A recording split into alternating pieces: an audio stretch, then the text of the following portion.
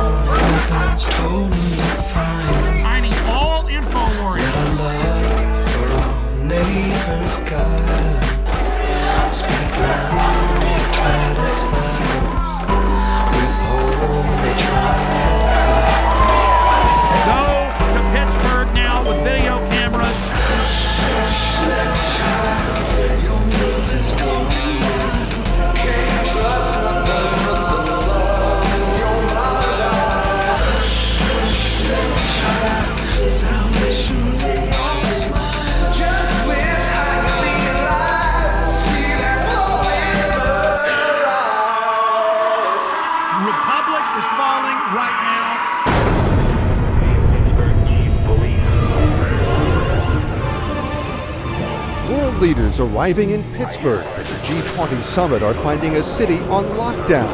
The next moment, my eardrums were blasting, and as that happened, I basically turned around, saw now 40 riot police assisted by military. They're closing in. Run! Get out! I told you! This is what police state looks like! You must leave immediately. This was the talk of the town in Hardin on Thursday. Mercedes decked out in the City of Hardin Police Department decals and driven by American Police Force members. We're not disclosing the name of our parent company. We know the guy that owns the company, but we've never seen this name before. Excuse me, you just dropped a bomb on us. This is Red Dawn. Foreign mercenary group admitted. Driving around doing police work with Hardin Police next to their American Police Force logos. This is insane.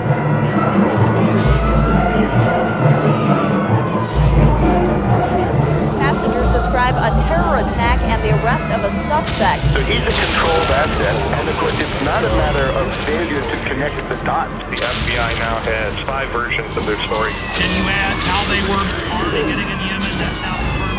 The scanning machines that we currently are beginning to deploy. He told me to go through the scanner, and I said no. It's a real act of submission. They were involved in a cover-up. Kurt, this is huge.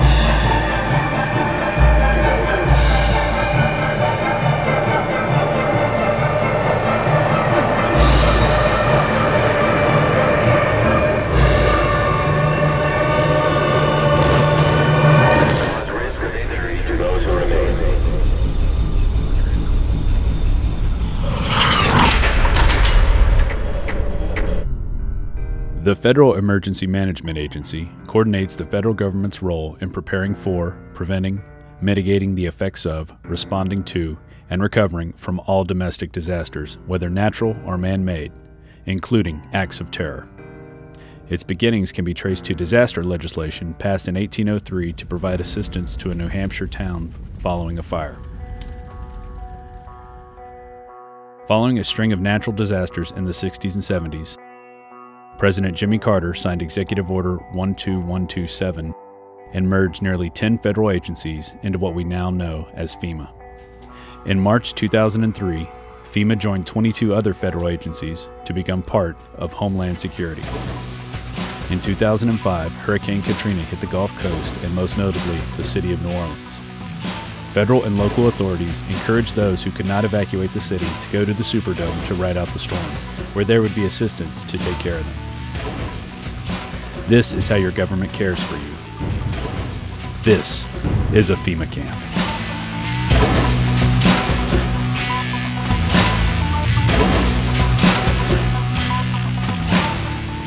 And that's all we're hearing about are the people in New Orleans. Those are the only ones that we're seeing on television are the scumbags who were left in New Orleans or who decided to stay in New Orleans, and they're getting all of the attention.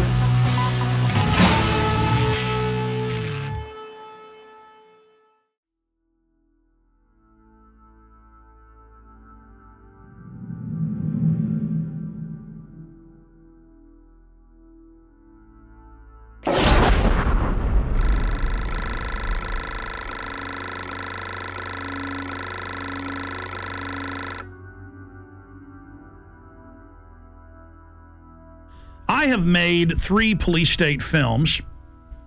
I have also, written books and news articles on the subject. And the problem is when you cover FEMA camps is there's so much evidence, so many congressional hearings, so many news articles, so many documents. The problem is knowing where to start.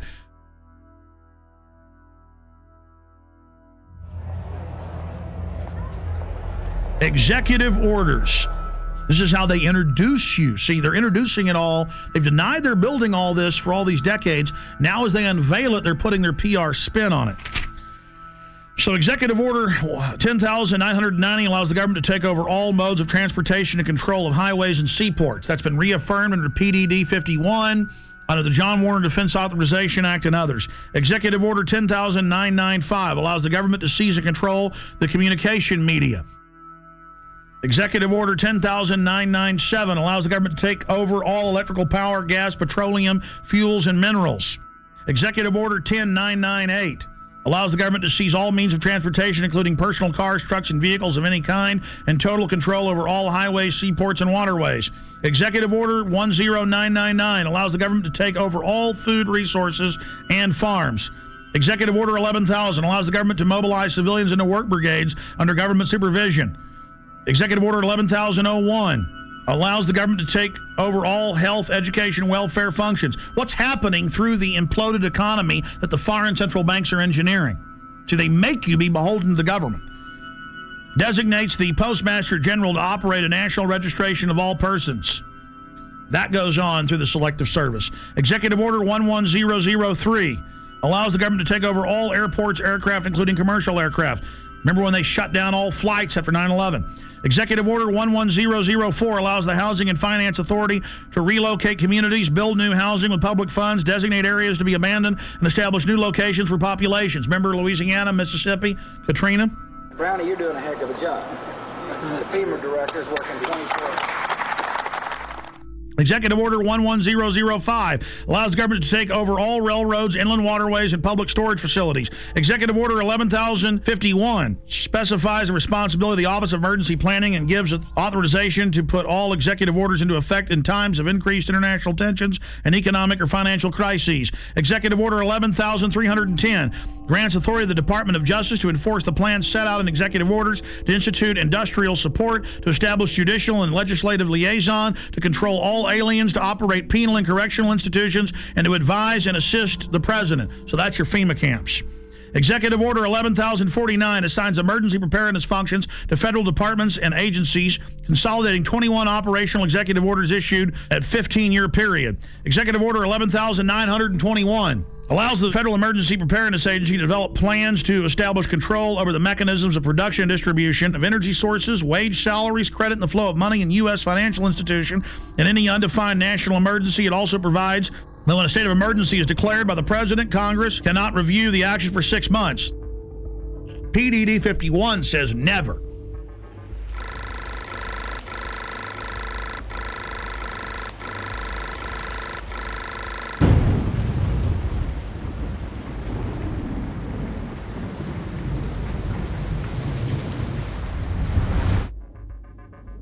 Up on screen are photocopies of the Miami Herald, and this goes back into the 1980s when they had congressional hearings dealing with shadow government and martial law. There's the headline, The Secret Government.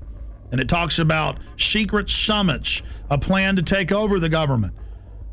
And it shows the people that were in charge of the continuity of government, Dick Cheney and others. And then we have a congressional hearing where we have Congressman Jack Brooks and others during Iran-Contra bringing up the secret plans, and they're told by Congressman Inouye that can't be discussed. It's a national security issue.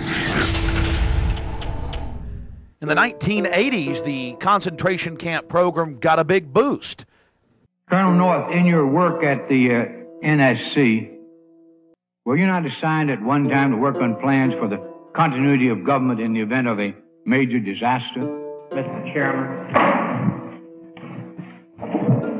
I believe that question touches upon a highly sensitive and classified area, so may I request that you not touch upon that, sir.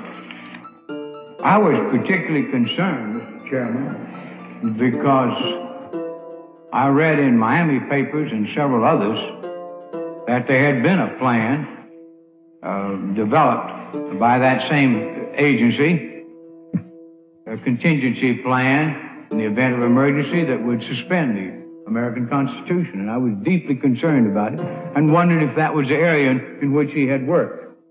I believe that it was. May I most respectfully request that matter not be touched upon at this stage. If we wish to get into this, I'm certain arrangements can be made for an executive session. And tragically, the only member who got close was Jack Brooks, and he was stopped by the chairman. But the truth of the matter is that, yes, you do have those standby provisions, and the plans are there, and the statutory emergency plans are there, whereby you could, in the name of stopping terrorism, apprehend, invoke the military, and arrest Americans and hold them in detention camps. Throughout history, criminals get control of governments. They use phony crises to enslave the public. And they're taking your pension funds, they're taking your money, they're raising the taxes on you, they are going to squeeze the daylights out of us all, and that's why they're geared up for martial law and to take the media over, because this is quite a gamble by the establishment. You know, we should have grand juries indicting the bankers and having them turn states' evidence against each other, and this whole criminal shadow government, national security state should be exposed. Everything it's engineered, and bring in total tyranny and start arresting people for their speech. So it either goes into tyranny or into liberty. And believe me, folks, liberty is probably where it's going, because this tyranny is so horrible they've got planned.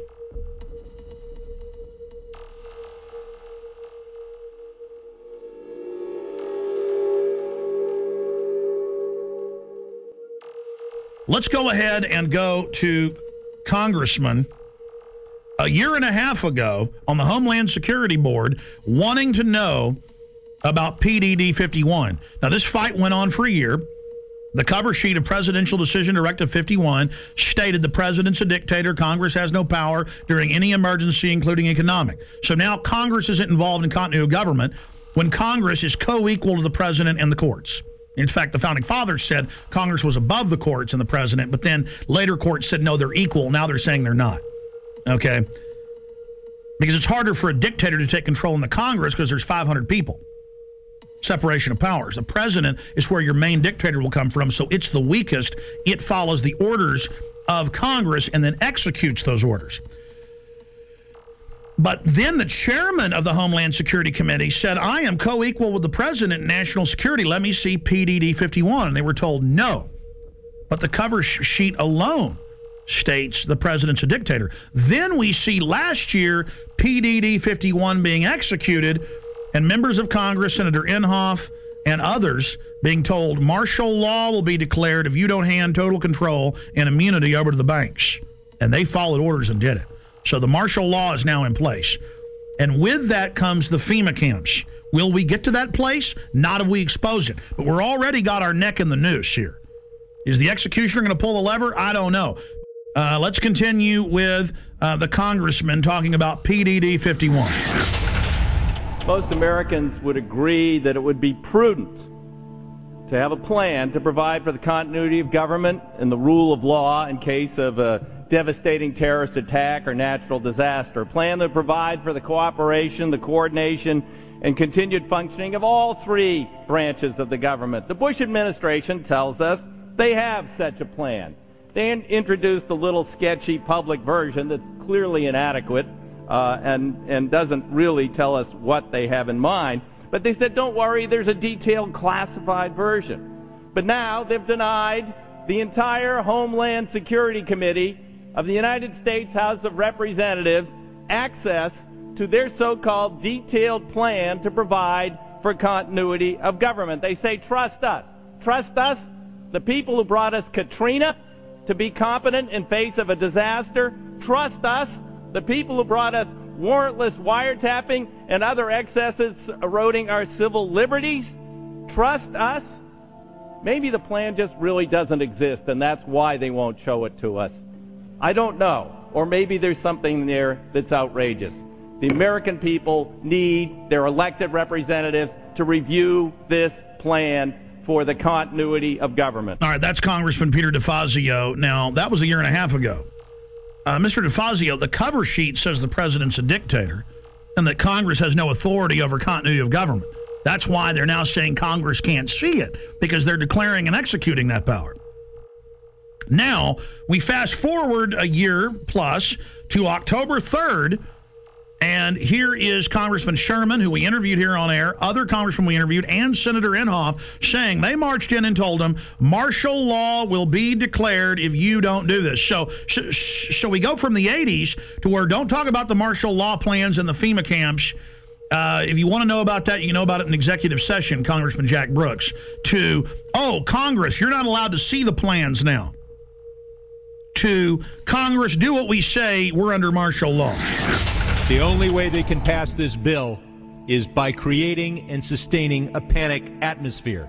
That atmosphere is not justified.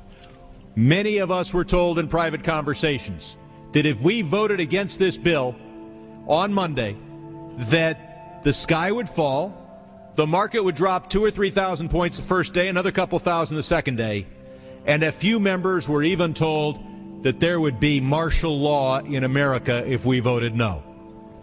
That's what I call fear-mongering. So we have the congressman on with us. We only have him for 5 minutes, 6 minutes. Congressman Brad Sherman, thank you for coming on, sir. Good to be with you. You know, Wall Street used these panic tactics to get us to pass this $700 billion, well, what the bill really is $700 billion in unmarked bills. They said the market would drop by 4,000 points, blood would flow in the streets, and lions would be devouring children in the parks of Los Angeles.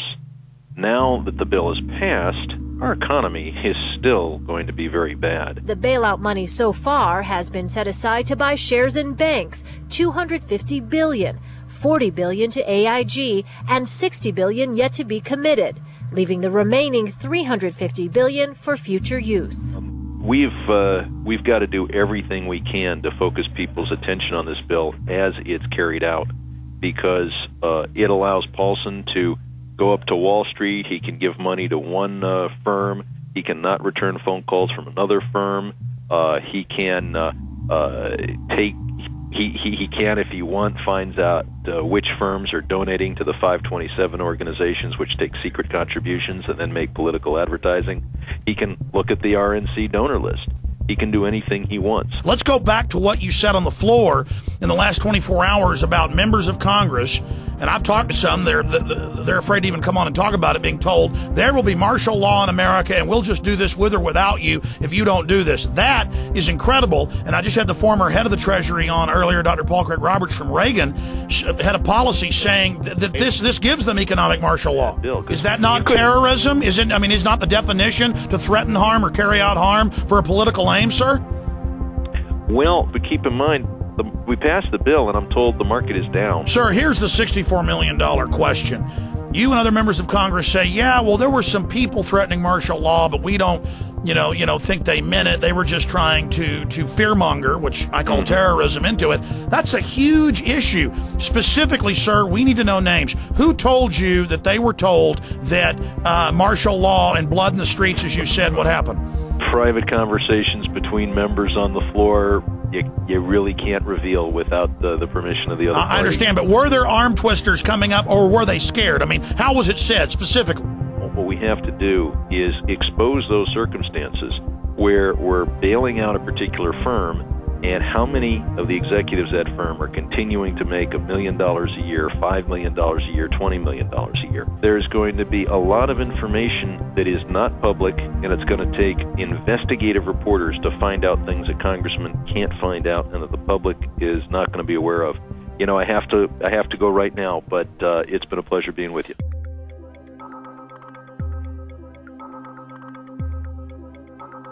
Somebody in D.C. was feeding you guys quite a story prior to the bailout, a story that if we didn't do this, we were going to see something on the scale of the Depression. There were people that were talking about, martial law being instituted, civil unrest, all this kind of stuff. Who was feeding you this information? That's Henry Paulson. We had a conference call early on. It was on a Friday, I think a week and a half before the vote on October 1st. So it would have been the middle, what was it, 19th of September, we had a conference call. In this conference call, and I guess there's no reason for me not to repeat what he said, but he painted this picture you just described. He said, this is serious. This is the most serious thing that we face. It's going to be far worse than the Great Depression of the 30s. And all these things, he was very descriptive of exactly what would happen if we didn't buy out these toxic assets, which he abandoned the day after he got the money.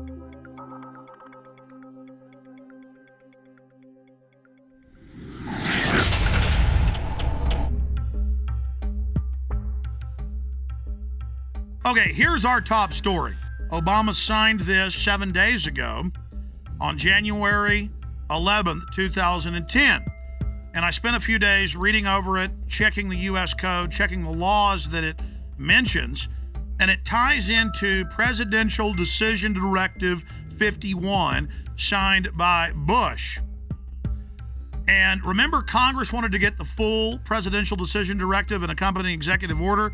Would be prudent to have a plan to provide for the continuity of government and the rule of law in case of a devastating terrorist attack. The Bush administration tells us they have such a plan. But now they've denied the entire Homeland Security Committee of the United States House of Representatives. And Bush declared national security and wouldn't even let Homeland Security Committee, which is supposedly co-equal with the president, wouldn't even let them have access to it. But the cover sheet stated that for any emergency, including economic, anywhere in the world, that the executive is over the legislative and judicial, over the courts, over the Congress, which is unconstitutional. It's supposed to have separation of powers. The people aren't supposed to be divided, what the government always tries to do. The government's supposed to be divided so that you can't ever get a dictatorship. Well, this is what the founders said. This is what America is. It's why we love the Declaration of Independence and the Constitution and the Bill of Rights. So President Bush signed this national security directive. And it says the continuity of government program will enhance the credibility of our national security posture and enable more rapid, effective response and recovery. And it goes on. The catastrophic emergency means any incident, regardless of location in the world, that results in extraordinary levels of mass casualties, damages, or disruption severely affecting the U.S. population, infrastructure, environment, economy, or government functions. And under this, the president is over the governors, he's over the legislatures of the states, he's over the Congress, and Congress has no authority. And then Congress asked for the full secret document, and it's still classified to this day. Obama has continued breaking his promise of transparency and has not released the full text of this and other memorandum. Connected into this is his new announcement. His new announcement. He is creating, with this executive order titled Establishment of the Council of Governors, it says here in the document that they are taking the governors, the states, the police forces, everything under the control of NORTHCOM, that's the Pentagon, and Homeland Security. But don't worry, the states have their say. The president is going to appoint the 10 members. 5 governors from the Republican and 5 governors from the Democrats. Kind of like Bush called the 9/11 Commission independent when he appointed it, or Janet Reno appointed her own Waco investigation team. This would be like Hitler appointing his own Nuremberg judges. I mean, or Al Capone had his own court case. I mean, it's just absolutely ridiculous. And there it is at whitehouse.gov, the executive order for anyone that wishes to see that for themselves. Separately, I have the Rand Corporation's plan that they put out last year. And this plan, the Stability Police Force of the United States, justification, options for creating U.S. capabilities. This has already been implemented covertly in the last 15 years. But now they're just being open about it. And it has all the maps here of how Stability Police Force headquarters to run your local city. They have systems for medium-sized police forces, large police forces. They have the stability unit for small police units. Again, Communist Russia had this. Communist China has this. Russian news is freaking out, saying America gets its own Politburo. On the Richter scale of tyranny, this is about a 10. And it goes back, because now all these conservative groups are going, oh my gosh, it's martial law. Oh my gosh, Obama's having a big power grab. And yes, he is. But Obama is just the teleprompter reading minion or frontman, just like Bush was. He's just better than Bush was at it. It is the system that's doing this. Big central banks threatened martial law in early October of 2008. Give the trillions, not 700 billion, but trillions of dollars. The overriding issue is we are under martial law right now. In 1986, under Rex 84, they opened 12 secret Army camps to test if they could keep them secret while they held federal. Now they hold state prisoners as well. Federal prisoners would then be given a few years off their sentence if they agreed to not tell family about it and to go to the labor camps. It is a labor camp, and under the revised military rules, it allows any U.S. citizens to be put in it under forced labor. Here is the Civilian Inmate Labor Camp Program, Army Regulation 210-35. It's exactly 30 pages long. I suggest you Google Civilian Inmate Labor Camp Program. Even if you don't have a computer, go to the library. This is important. Now, this is the big piece of news. This is to establish setting up prison labor camps, negotiations with correctional systems representatives to establish prison camps, governing criteria, civilian inmate labor camps, policy statement, governing provisions for operating civilian inmate prison camps on Army installations, procedures for establishing a civilian inmate prison camp on Army installations, infrastructure, inter-service, interagency, and interdepartmental support agreements, working with local police at the FEMA camps. In 2002, I published my book, Descent into Tyranny. I've been covering it since 97 when it was declassified, but I put it in my book, Descent into Tyranny. This sucker was set up in 1986 at 12 camps. It's since doubled to 24. And from 86 to 97, secretly at labor camps, U.S. citizens, non-military prisoners, were worked on FEMA camps. Now, this was beta testing. They would tell them, you'll be given leniency and only serve half your sentence if you agree to labor. The minute you don't, you'll be sent back on these military bases, but you can't tell anybody national security. See, they were testing, can we keep camp secret from local police or get them to work with us? Can we keep camp secret from the media? So for 11 years, they kept this sucker secret. Reagan, Bush, Clinton. And then Clinton declassifies it and says it's a good thing in 97, and they double the number. We had secret copies of this when I first got on air in about 95, 96, with just the cover sheet of it, and people made fun of us and didn't believe it. Then it was declassified. This is from Army.mil. So here it is, the big kahuna. This is just one section of these, training the troops, training the infrastructure, creating the larger cadres to expand the archipelago of gulags.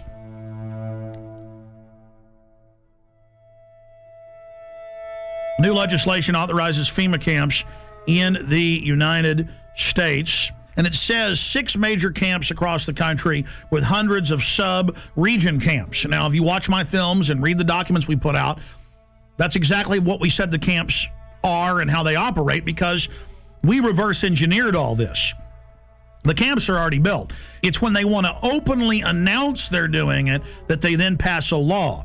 And they say, oh, all these shut down military bases that they've been keeping refurbished and putting barbed wire facing in and putting in showers and bunks. And we knew that those were to be the FEMA camps, because in the FEMA documents and the congressional leaks and from people that worked at the camps, we knew, and we would list the camps. Then we noticed when it was declassified in 97 that the very camps that had been, quote, decommissioned under the base closure, because they'd said back in the 80s under Rex 84 they were going to use the camps in Congress. So we said, you want to know where the camps are? They're old military bases, and they're old POW camps from Italians, Germans, and Japanese. Guess what's in here? Guess what's in the bill?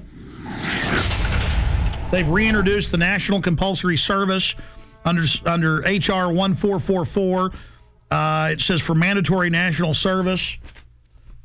Defense Department announces civilian expeditionary workforce in Pentagon Directive 1404.10. It says management retains the authority to direct and assign civilian employees either voluntarily or involuntarily or on an unexpected basis to accomplish DOD mission. So, see, they're saying they're going to create a 7 million man. That was in the New York Times. The Congress said. I kept saying 1 million because Obama said as big as our army, as big as the military. That'd be 1 million people.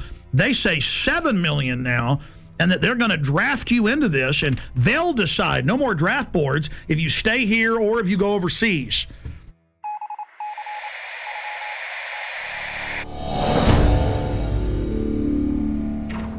But this just broke. I just showed you the earlier terror training manual saying those that talk about the Constitution are terrorists and are a danger to police, those that are in Second Amendment groups.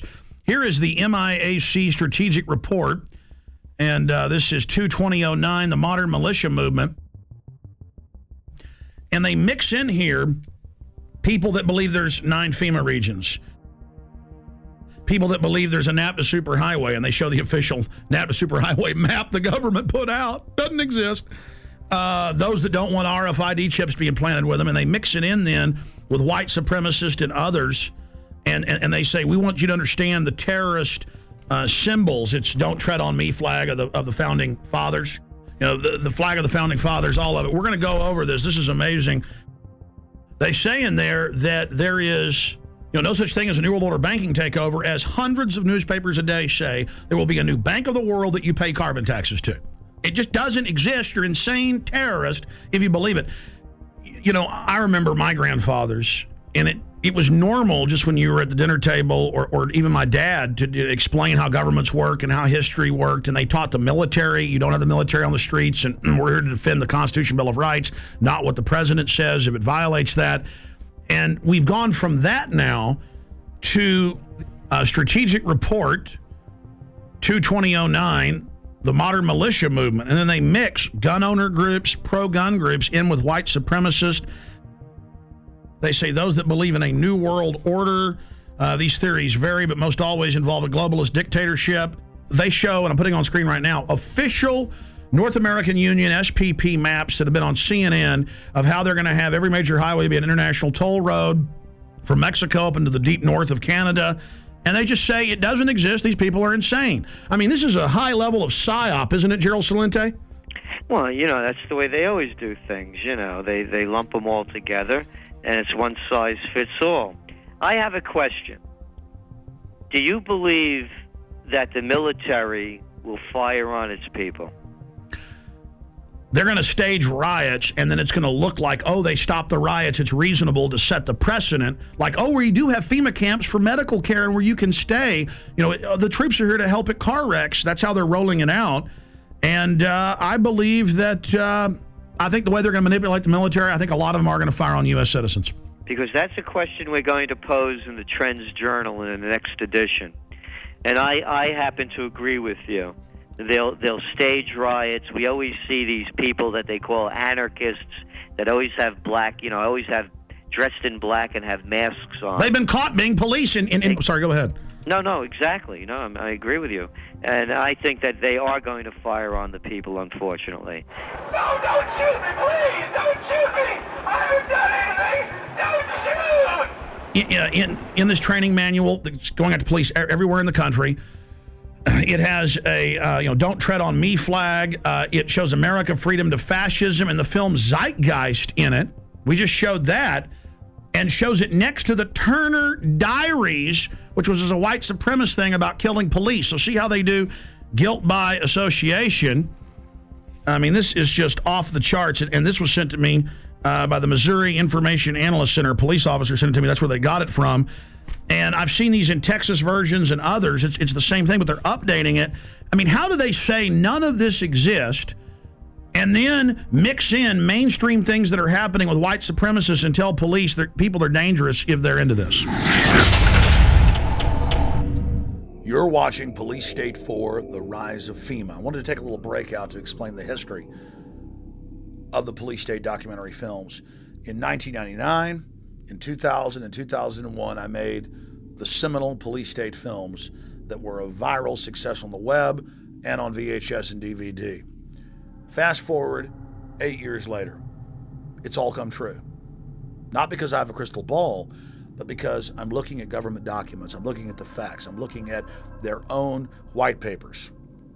If we can expose the FEMA camps and the executive orders and the shadow government, their system will fail. I've made the film, Police State 4. It's now up to you to get it out to everyone you know. And yes, we need your support. We offer and promote the fact that they're free on YouTube, Google, and thousands of other video sites. We put them out for free. But we do ask you to give us the seed money, the support to run our websites, to do the syndicated radio show, and to make future films. So if you want this documentary in the best quality available and to have the expanded extras, please visit Infowars.com and purchase Police State 4, The Rise of FEMA. You can call toll-free, 888-253-3139. You can visit Infowars.com or PrisonPlanet.com. If it hasn't been blocked in your country yet, many have. You can also write to us at Infowars, P.O. Box 19549, Austin, Texas 78760. PrisonPlanet.tv is a better tool than ever in the info war. Over 6 years of my radio and TV shows, all my films in super high quality, my book, Paul Watson's book, all there, 15 cents a day. Your support of PrisonPlanet.tv empowers the resistance to unlock minds worldwide. The destiny of Police State 4, The Rise of FEMA is in your hands. I'm asking all of you to have public viewings, to make copies, and to give to everyone you know. The power of humanity and the human spirit is unstoppable if you'll simply unleash it, if you'll simply take action and turn it loose. I salute you all. Good evening, my fellow Americans. We have been compelled to create a permanent armaments industry of vast proportion. We annually spend on military security alone more than the net income of all United States corporations. We recognize the imperative need for this development, yet we must not fail to comprehend its grave implications. Our toil, resources, and livelihood are all involved. So is the very structure of our society. In the councils of government, we must guard against the acquisition of unwarranted influence, whether sought or unsought, by the military-industrial complex. The potential for the disastrous rise of misplaced power exists and will persist. We must never let the weight of this combination endanger our liberties or democratic processes. Only an alert and knowledgeable citizen can compel the proper meshing of the huge industrial and military machinery of defense, the prospect of domination of the nation's scholars by federal employment, project allocations, and the power of money is ever present and is gravely to be regarded. We must also be alert to the equal and opposite danger that public policy could itself become the captive of a scientific, technological elite. We cannot mortgage the material assets of our grandchildren without risking the loss also of their political and spiritual heritage.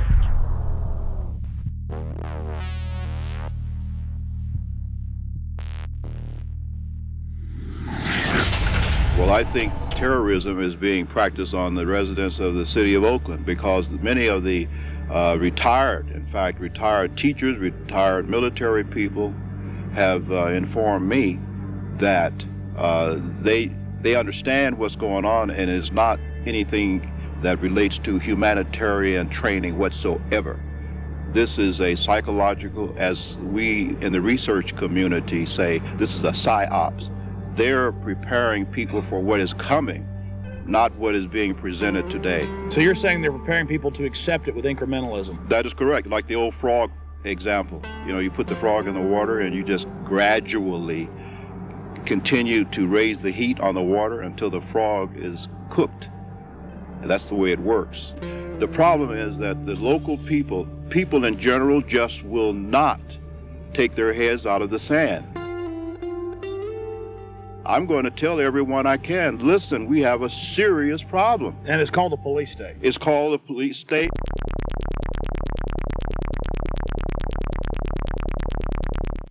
Let's go ahead and get to this. I mean, you want to see, you know, what goes with FEMA camps like a horse and carriage. Troops, militarized police, training with the Army to take over your cities and towns. Let's go ahead and play this YouTube clip, Martial Law is Coming, from News 7 at 11. The scenario was a fake, but the pepper spray and billy clubs used to break up this riot were definitely real.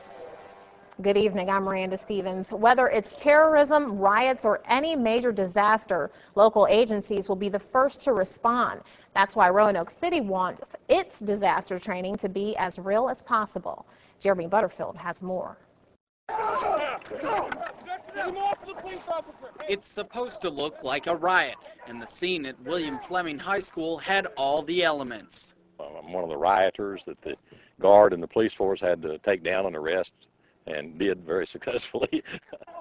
In this scenario, everyone has a role to play. The rioters were ready to fight back as Roanoke Police, Roanoke Fire, local National Guard troops, and members of the Virginia Defense Force secured perimeters and moved in to make the arrests. Prior to 9/11, these organizations couldn't communicate and did not work together. They worked to support each other, but not together. And with the recent events of the last 3 to 5 years, we've become very good at working together, which is very important. Of course, these weren't real rioters. The rebels in t-shirts were all members of one of the participating agencies, but you couldn't tell that during the exercise. If you weren't protected by an orange vest signifying you as an observer, you were in danger of being hit by eggs, bottles, billy clubs, or even the occasional well-placed round from a sniper. We try to make this very real, give a real feel to it. We had the fire department provided some live burning out here, so we had smoke, flames, objects being thrown, a lot of chaos. There's going to be a lot of chaos in a civil disturbance situation, and that's what we want to try to incorporate as much as possible. Teamwork plays a major role. Mountain Police had to coordinate with the fire department, while National Guard troops marched in formation toward the rioters. Without cooperation throughout all the agencies, the rioters would have quickly taken control. I think everybody learned a little bit. Mistakes are made, but we'd rather make those mistakes here than in a real situation. This was the 4th year the agencies have participated in this drill, and organizers say the old adage, practice makes perfect, certainly holds true in the face of disaster. And then, see, you talk about this, and mainstream writes articles about me like I'm crazy, making up troops and troop deployments when it's the Army Times, the Army War College. Hundreds of newspapers have announced it, and then I say, hey, that's tyranny, and they go, shut up, Jones, doesn't exist. InfoWars story on illegal Tennessee checkpoint prompts action by governor. Friday, listeners pointed out local news saying the Army was going to be out, regular Army running checkpoints, searching citizens with police. The governor got called, our listeners called. The Whiteville Police Department had plans to conduct a seatbelt checkpoint on Saturday, April 4th at Highway 64 within the city limits of Whiteville. The checkpoint was planned to be in conjunction with Homeland Security and the 251st Military Police in Bolivar. After learning about this, I contacted Representative Johnny Shaw, who represents that area, ask you about this. Representative Shaw, you looked into this, and can you tell me what you've learned and where this stands now? I can. Actually, this has been canceled. Some calls were made to the governor's office about this on earlier today, this Friday, and of course the governor just simply said, I don't need another headache. It was a bad idea in the first place. I mean, during this climate, in this day and time which we live, can you imagine the Army stopping you for a seatbelt check? You know. We'll follow up with you on that, sir, and find out what steps are taken to protect, to see that something like this the public is notified in the future. Definitely we will, because the public should have been notified if it was going to happen. And I'm going to make sure that I call all of the local authorities and ask them not to do this anymore. But if they should even attempt to make sure that they contact people like myself and make sure that people are notified as to what is going to happen. Representative John Shaw just joins us for a few minutes, representative from Tennessee, District 80. Sir, thank you for coming on with us. Sure, you're welcome. Thank you for having me, Alex. You bet. Now, we played the clip earlier of you on a local news station talking about Army checkpoints. The governor found out, thanks to you and others, and canceled it. Can you just in a nutshell tell us exactly, specifically what was going on? Yes, I can. First of all, I have got to check. Now, I don't have concrete facts, but I don't think the military has, first of all, any jurisdiction to be checking seatbelts. When you look at the fact of a military unit being out, your daughter, my wife, or someone driving through a roadblock with all of these local officials, the Army and everybody out there, I think it's just going to scare people to death. I think our local and state officials have the staff when needed to check seatbelts, to do a seatbelt check without the Army getting involved. And I just don't think it's a good idea. Well, obviously, sir, I don't know if you've heard, but yes, it still violates posse comitatus. They haven't completely removed that 1878 law. We know in Mexico and communist China they have troops on the streets. This is a sign of a banana republic, of a third world police state, so that we don't want that. But the larger issue here is that they've announced Homeland Security wants to put 20,000 regular Army troops to patrol America. The Naval War College, the Army War College has said their new job will be engaging us, combat with the American people to stop an insurrection against the banks. So, A, are you aware of that? B, can you tell us specifically what units, why the Army was going to be out running checkpoints? Well, I got this news late on Friday, and when I got the news, I immediately jumped on it to try to call some local authorities that I knew first to see what was going on.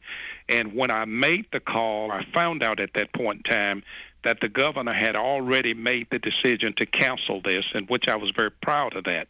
But I am not aware of Homeland Security doing this. I did hear that they would be involved in this roadblock issue on last Friday, but I am not aware of the other part of the question that you asked. Okay, specifically, though, when you talk to the local authorities, whose idea, where did it come from that regular Army is going to be out running checkpoints? I mean, a checkpoint is unconstitutional if you don't have warrants and it's random for the police to do. Now the Army? I mean, again, sir, this is suddenly happening everywhere. This is part of a larger plan. So we as detectives are asking you, any other little tidbits you've got about who was behind this?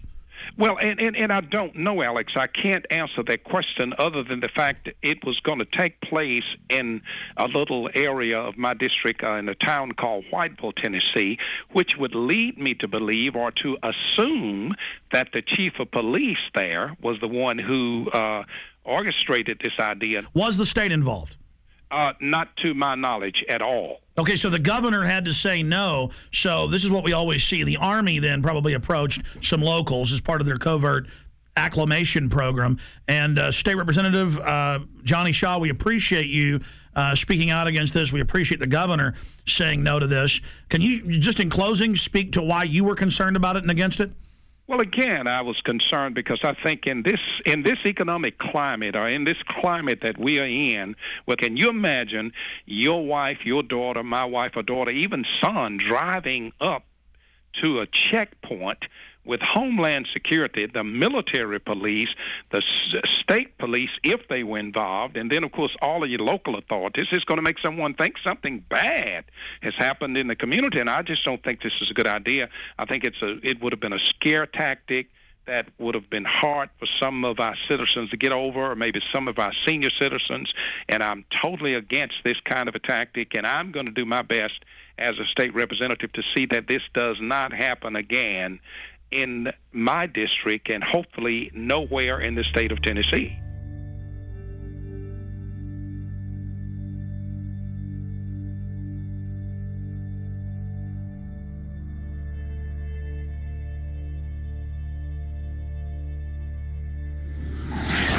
Now, this is being done to acclimate the public so they don't panic when troops take over the city hall, the county, the state.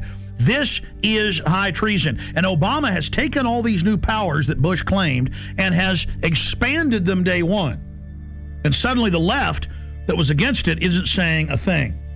So that's part of the preparation. Guardsmen to conduct urban training at Arcadia in April. This is going on, scaled back now. It says in this article, going door to door, asking if they can search homes looking for weapons. And they practice raiding the local gun shop. And this is for domestic operations. Lieutenant Colonel, I really appreciate you coming on such short notice, sir. My pleasure. Thanks for the invitation. You bet. I saw this article out of the Daily Times Herald in Carroll, Iowa. Have you seen that? I sure have. And it's telling us about an urban warfare drill to be held in several towns. Can you tell us about that? Sure. It's actually a planned training event to provide our soldiers with greater proficiency at what we call cordon and search, which is a mission that, just for a little background, we've deployed nearly 13,000 members of the Iowa National Guard in the global war on terror.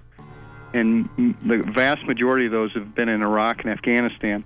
And one of the missions that they perform in Iraq and Afghanistan on multiple occasions is cordon and search, where basically you are trying to get to an area, cordon it off to make sure everything's safe, and then actually search for caches of weapons or other kinds of contraband which could harm American forces and other like Fallujah, what we saw in Correct. Fallujah.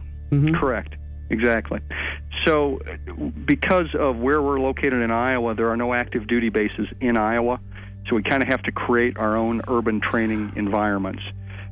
So the plan on this particular training event was to actually use a small town of about 450 people. The town has actually kind of adopted the unit, which is called Company A, 1st Battalion, 168th Infantry, and they were more than willing to participate in the exercise.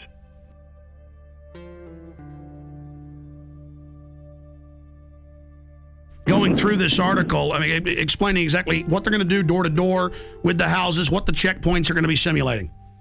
Sure. When you're talking about cordon and search operations, you've got several different rings of security that you've got to provide in a particular area. And then it's important that people are treated respectfully as you go house to house, as you're looking for certain items, particularly in our experience in Afghanistan and Iraq, looking for weapon caches, whether those have AK-47s, RPGs, rocket propelled grenades, that is, any kind of ammunition or any kind of improvised explosive devices, et cetera, et cetera. And our job when we go on a cordon search is to locate those kinds of items.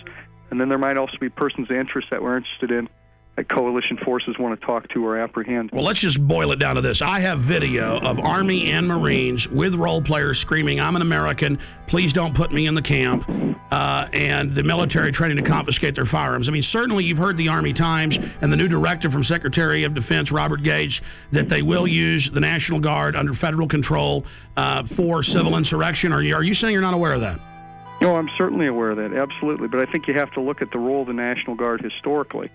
Is that historically we are used in states for disasters overwhelmingly.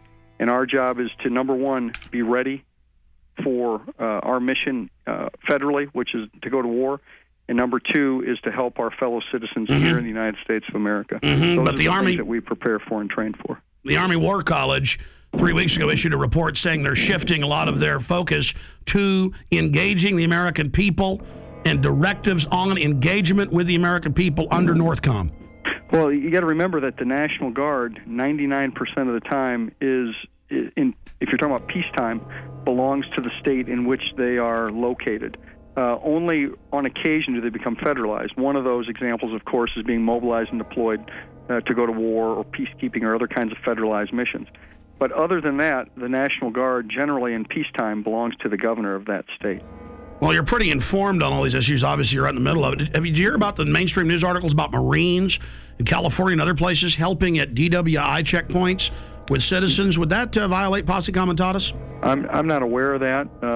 With respect to active duty military, that's called Title 10 when you're on active duty, and they're not allowed to participate in certain kinds of operations under the Posse Comitatus Act. Does that sound like freedom to you all over the country to have the National Guard at big events like at the Kentucky Derby and the Super Bowl searching bags? Well, I think if you're talking about keeping Americans safe, it's our job to do whatever we can to help them with that. And if our job happens to be to detect weapons of mass destruction or other kinds of things that could harm a great deal of people, that's what we do. Now, here's your Pentagon Channel report. The Kentucky National Guard was part of the massive security force required for this weekend's Kentucky Derby. Officials say that 360 Guard members were on hand at Churchill Downs to help support law enforcement efforts for the first leg of horse racing's Triple Crown. Now, the troops took care of crowd and traffic control, provided 3 choppers and crews for aviation support. Officials at the track said that more than 150,000 fans turned out for the race. Police only had to make 44 arrests. International media, government staffers, and protesters. Thousands of them, all waiting for the G20 summit to begin. World leaders arriving in Pittsburgh for the G20 summit are finding a city on lockdown and already hit by violence. By order of the City of Pittsburgh Chief Police, I hereby declare this to be an unlawful assembly. I order all those assembled to immediately disperse. The G20 basically represent the largest nations which participate in the Western banking cartel, which I feel is behind a lot of the pain, anguish, and misery that exists in our world today. They would like to come up with one central bank for the world to replace the dollar standard, and also have international regulation, a massive expansion of the WTO regulations into the financial markets. You must leave the immediate vicinity. If you remain in this immediate vicinity, you will be in violation of the Pennsylvania Crimes Code, no matter what your purpose is. It's hard that it's setting up as like a us versus them when we're all in the same class. We're in it together, and they're protecting the interests of the world's billionaires. Anytime I've been on a march or anytime I've been arrested, it has been peaceful on our side.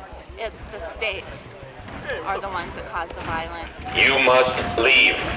If you do not disperse, you may be arrested and or subject to other police action. Other police action may include actual physical removal, the use of riot control agents and or less lethal munitions. Ladies and gentlemen, this is breaking news. Do you know why my crew is not live with us right now, why they were out of contact? They are under sustained LRAD sound cannon attack. They roll these out at tea parties in California and other places. First time I saw them was 2004 in New York. They have the National Guard engaging American citizens right now with deadly acoustic weapons that damage the middle ear. This is happening right now in Pittsburgh, Pennsylvania, while the G20 in mainstream news is getting rid of the dollar, bringing in world government against everybody right now. Listen, this is such a police state there that they tried to talk to the military and talk to a spokesman last night. Defense Link put a press release out, and they said, no, we're not going to talk to you, get out of here. Then they got their license number, had the police pose as Alamo rental car people from the county there, Allegheny County in Pennsylvania. They called them and said, your car's got no brakes, bring it in. And they said, well, we're in the cordon at G20, we're news reporters, we can't get out till tomorrow. And they said, well, that's fine, because I'm a police officer with the Army and FBI, and you've all been put on terror list, and your life's over, boy, and we know you're a terrorist, and you were sneaking around the military base and ran. All lies. Thank you very much. Okay, so I just went over. They're going to have a guy come out and talk to us, or they said they'll get us a number to contact. I think he said the PAO. This is probably him right here. every 30 seconds, saying disperse, disperse. We've got them. Let's go to live now. Here they are from Pittsburgh. G20 under attack. Yeah, we're on 33rd and Liberty, and we just passed they had the street blocked off, and they were using the sonic weapon on us. They were using it to broadcast, and then they would ramp up the signal for a brief second to let them know that they could, blow some eardrums out. It got pretty loud. I hereby declare this to be an unlawful assembly. I order all other police actions to include actual physical removal, the use of riot control. Everybody dispersed, though, when that started happening. The largest group went through an alleyway. They're driving right past me right now. Get them on tape. With the guns. They had two of them. They were using them to broadcast messages in Spanish and English.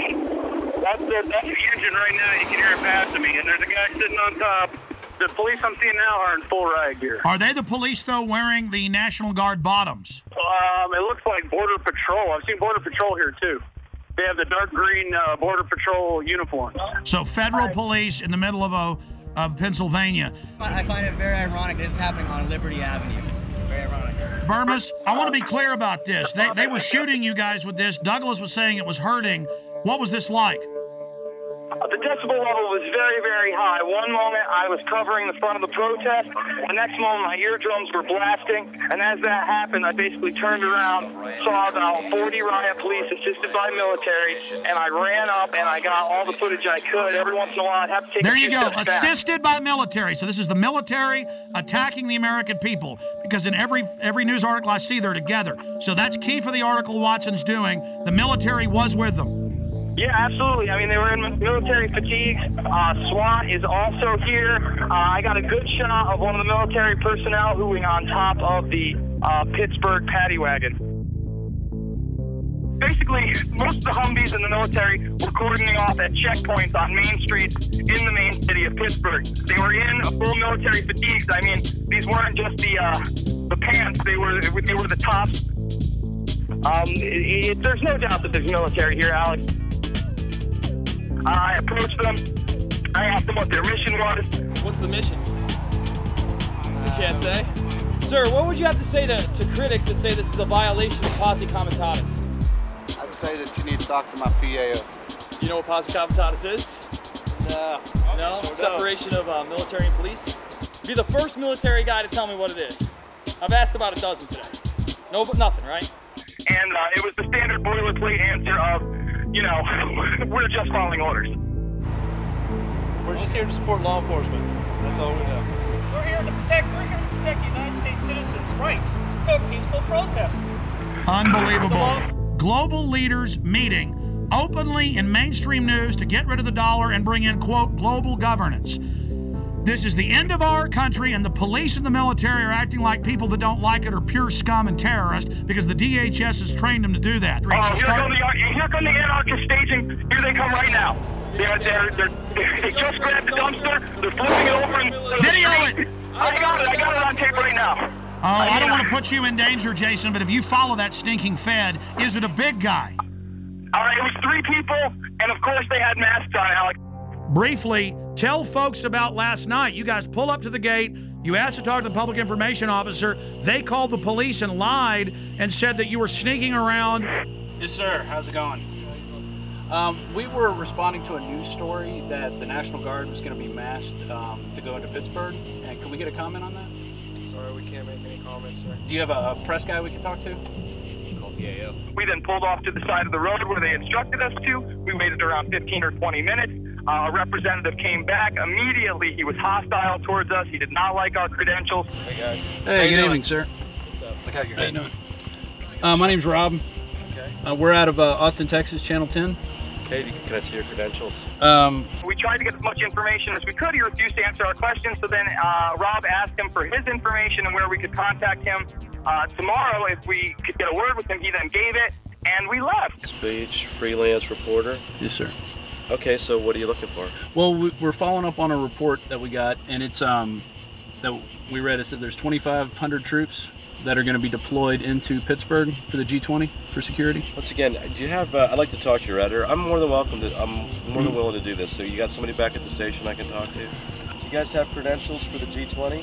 I can't. The middle of the night, you come here tomorrow. We'll see what we can accommodate you.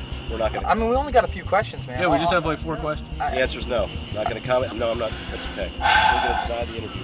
If you get some credentials, you get some that I can work with, I'll do the interview. We didn't run away from anything. By the time that we had left, turned around, and exited the main military facility, there was another car parked on the other side of the road, waited for us to pass, followed us for an exit, then got off. And then we were shocked when Douglas got a call trying to entrap him and have us go return our rental car for quote-unquote 2 more free days.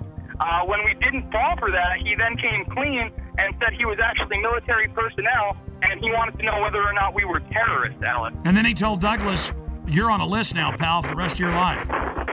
Yeah, he did. With pleasure. You ran from them. Is that true? Absolutely not. Can I have your name and number so we can call you tomorrow? Sure. Okay. 17821. Chris Cleaver. All right, thank you. Okay. Thank you. Yep. I need all info warriors, anyone in the Northeast, anybody in the Midwest, to go to Pittsburgh now with video cameras. The troops are bought and paid for by offshore banks. The Republic is falling right now.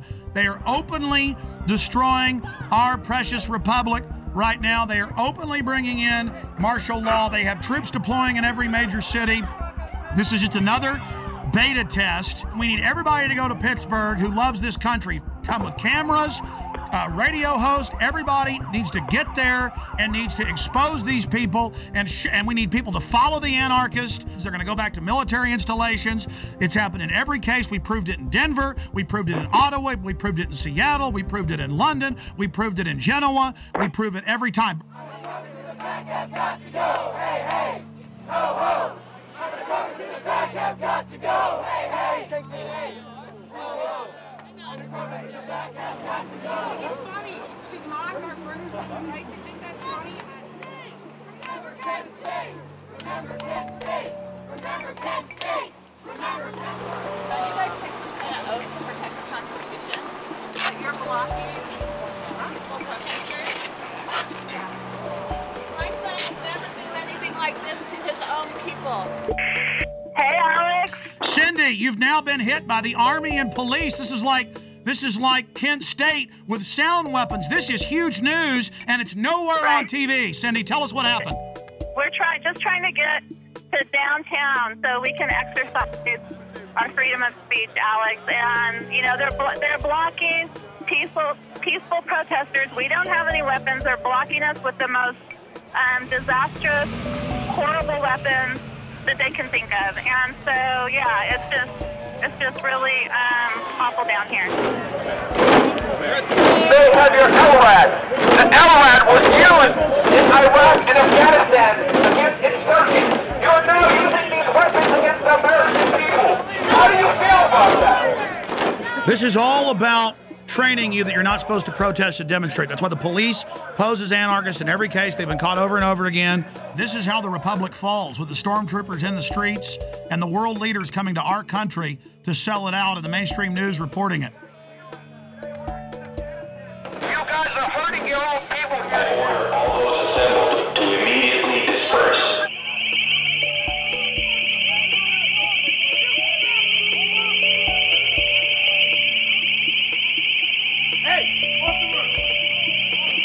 Cindy, did you know they're openly announcing the formation of a world government at this meeting? Yes, I know they are.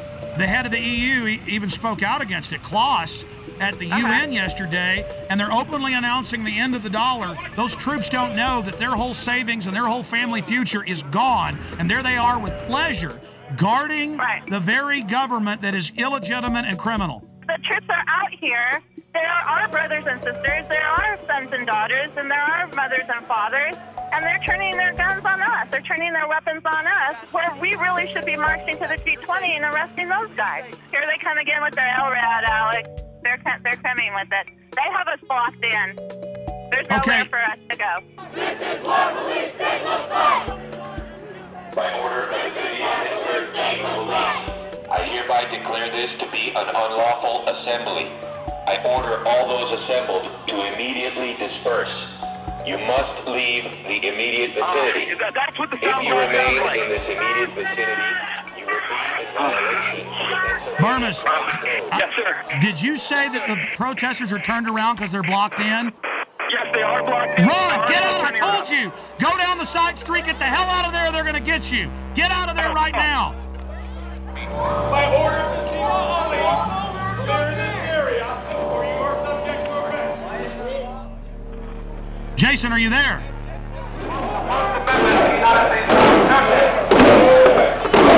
This is no longer America. This is Walmart, United States of America. Amazing to have Burmis and Cindy Sheehan and all these people together. They're standing against tyranny. She lost her son. And the military will follow orders, and that's all this is. And there are the bankers openly setting up world government, bankrupting us by design. It's really happening. Well, here's the Examiner newspaper reporting on these sound weapons at the Tea Parties.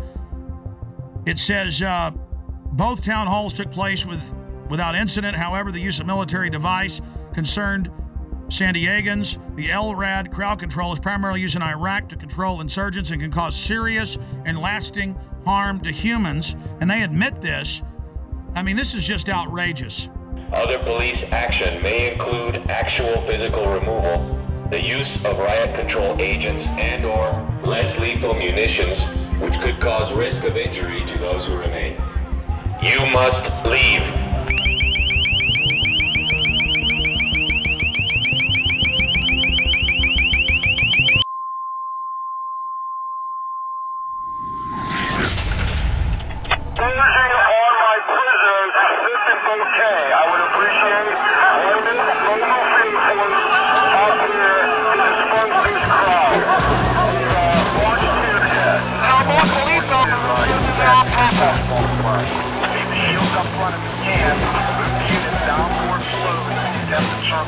We have units coming up through the park.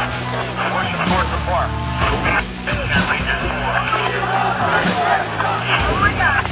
This is how we're going to push them. After we get the encirclement, we're going to push them down forward back towards Chemley Drive Extension. Leave Chemley Drive Extension open so we continue to push. Then we'll establish a skirmish line along Chemley Drive Extension.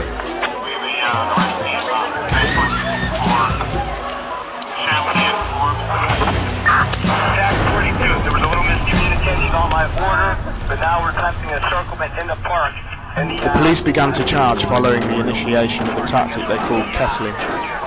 So called as to reflect the purpose of a kettle, to hold in water and heat it until it attempts to boil over. They're closing in. Get out of there. They're going to arrest everybody. And the police, he said, at the last thing, were coming from 3 ways, blocking them in. That's what they do. They corner you and then attack. Stand by for gas deployment. We're setting that up along Melville.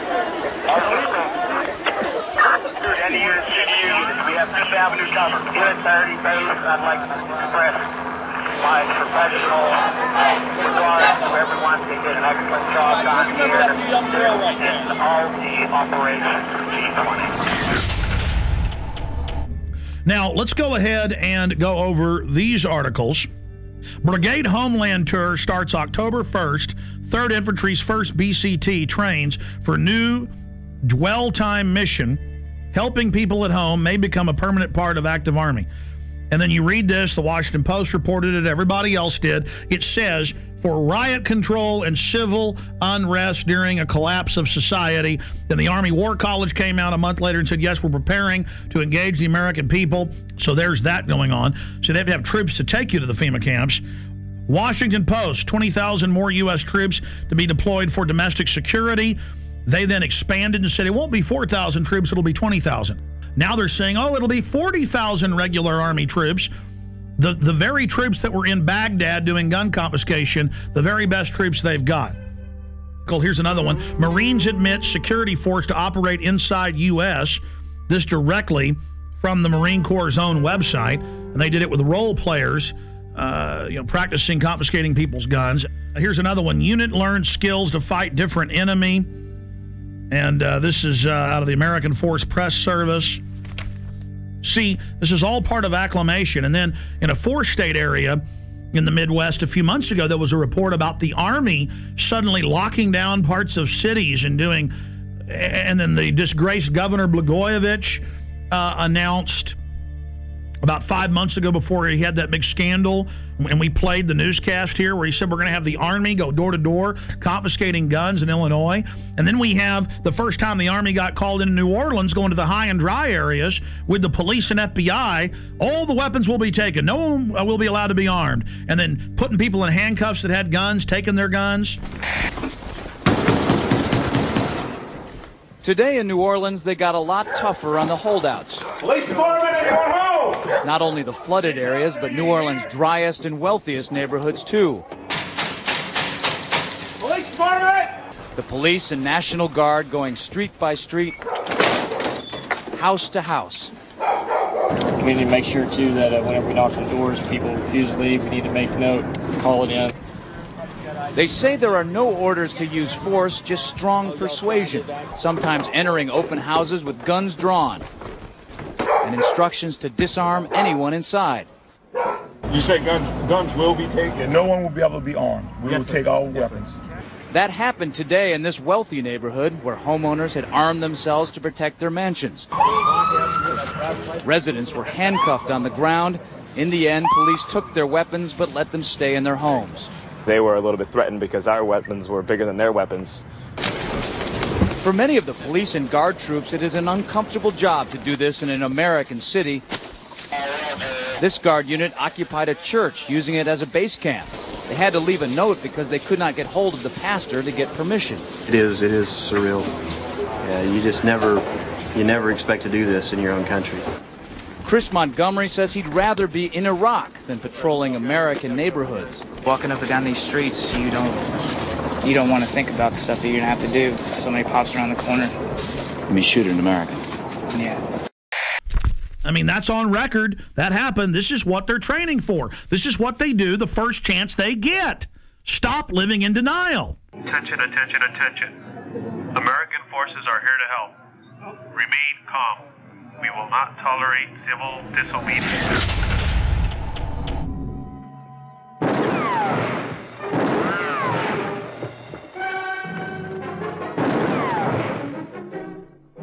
Throw the gun away, Mr. Randall.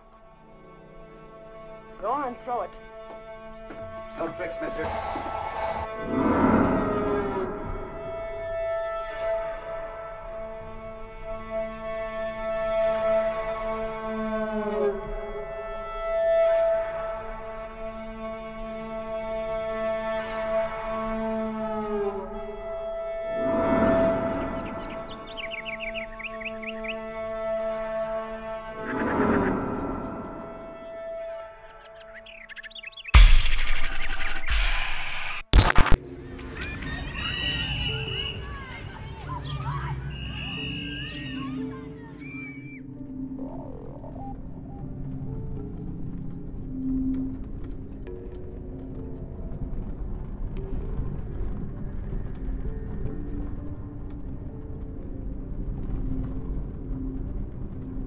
This is the poorest county in Montana, and the $27 million prison has turned into a white elephant.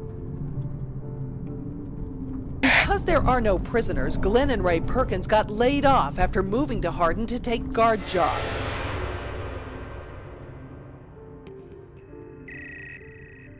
When I went to the door, there were two cops standing with their hands on their guns. I've lived in the same town for 26 years. We got 90 and 94 sitting right over here where they intersect, which is a perfect place for a checkpoint. I noticed that they got these mobile checkpoint stations. There's a lot of secrecy going on.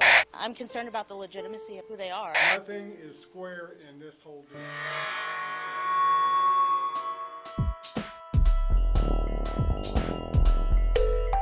I cannot let my grandchild grow up in this kind of thing.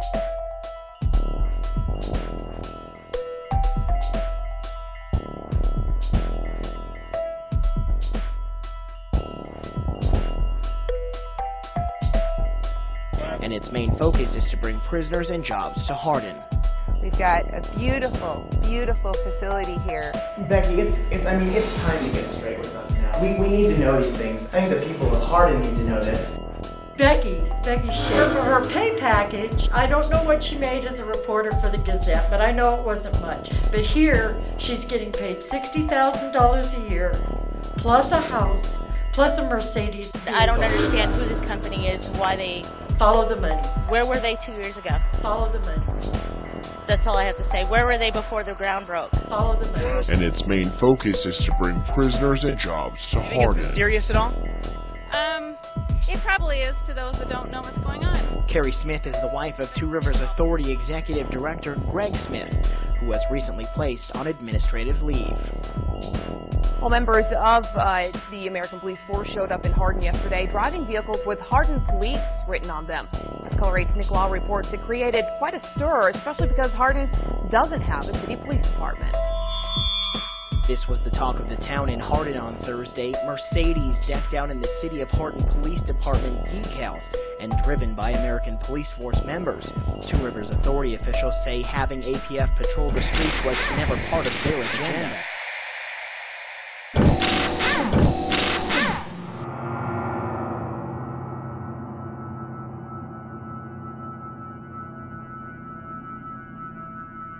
Tell people what's really happening here. Well, first of all, Alex, around the country, and it's not just in Montana, but specific areas are being identified as staging grounds. And just recently, we had 12 Tajikistan troops on BMWs. These are the same BMWs that you and I talked about meeting. And by the way, the UN admits their main force is Tajikistan, Uzbekistan, and Egyptian and Pakistani. That's their main UN force. Well, Steve, we know in Serbia they've had black sites, the secret ghost sites with the kidnap, snatch and grab people. Absolutely. We know that they're in Tajikistan, Uzbekistan, Pakistan. We know they're in Egypt. We know they're in Germany. We know they're in Poland. We know they're in the Czech Republic. We also know that they are in other areas. And so this fits the classic MO where they use these private ghost contractors to run this. Oh, I'm having trouble right now even dealing with this and processing it. Man, talk about Spookville, CIAville, black sedans running like roaches when you flip the light on at 3 a.m. in your apartment and there's like big fat roaches going. And they're like, ah! Now the locals are getting upset by these black Mercedes SUVs that have Hardin, Montana on them and then the double eagle crest just announcing we are your police. This is insane. Men with foreign accents stomping around. I mean, this is Red Dawn happening. And the local officials are going, yeah, we've been told they run the camp and that they run the town now. I mean, this is Twilight Zone.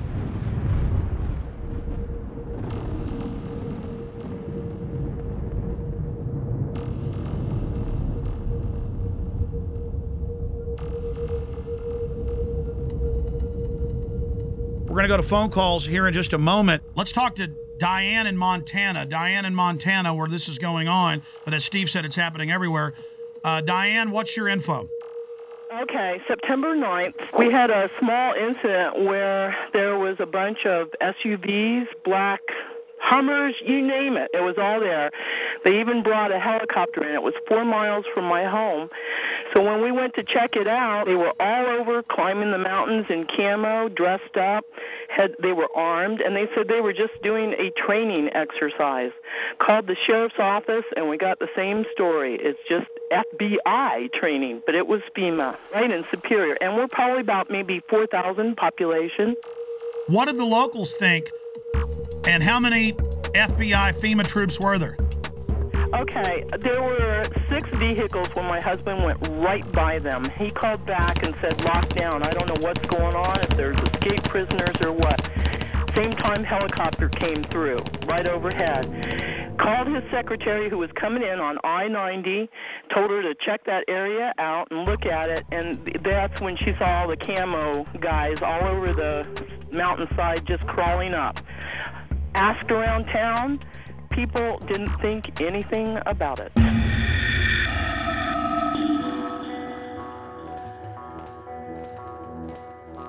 We now go live to Alex Jones on the ground in Hardin, Montana. Alex? Okay, we just got a tour from Becky Shea, the former Billings Gazette reporter that's now the PR spokesperson for this facility for American Police Force. She admitted that it'll be a foreign paramilitary mercenary training facility. She admitted that it's going to be a detention facility. The point is this is just off the charts. They're now doing massive damage control. They're about to give us a tour of the outside of the facility. I just got a tour of only one wing of this gigantic $27 million facility. They would not let us into most of the areas. Just while I was in some of the offices, I saw blueprints, I saw documents. I'm just going to leave it at that. But this story is definitely the mother lode. This is definitely a black site / ghost site in the United States. They plan to have this be a ghost site, but locals blew the whistle. They were definitely going to try to become the police through the Two Rivers Authority, basically taking over the town of Hardin. This individual is tied in with high-powered Serb operatives. His dad is some type of high-ranking Serb, Chatar, but he won't give anybody else his name.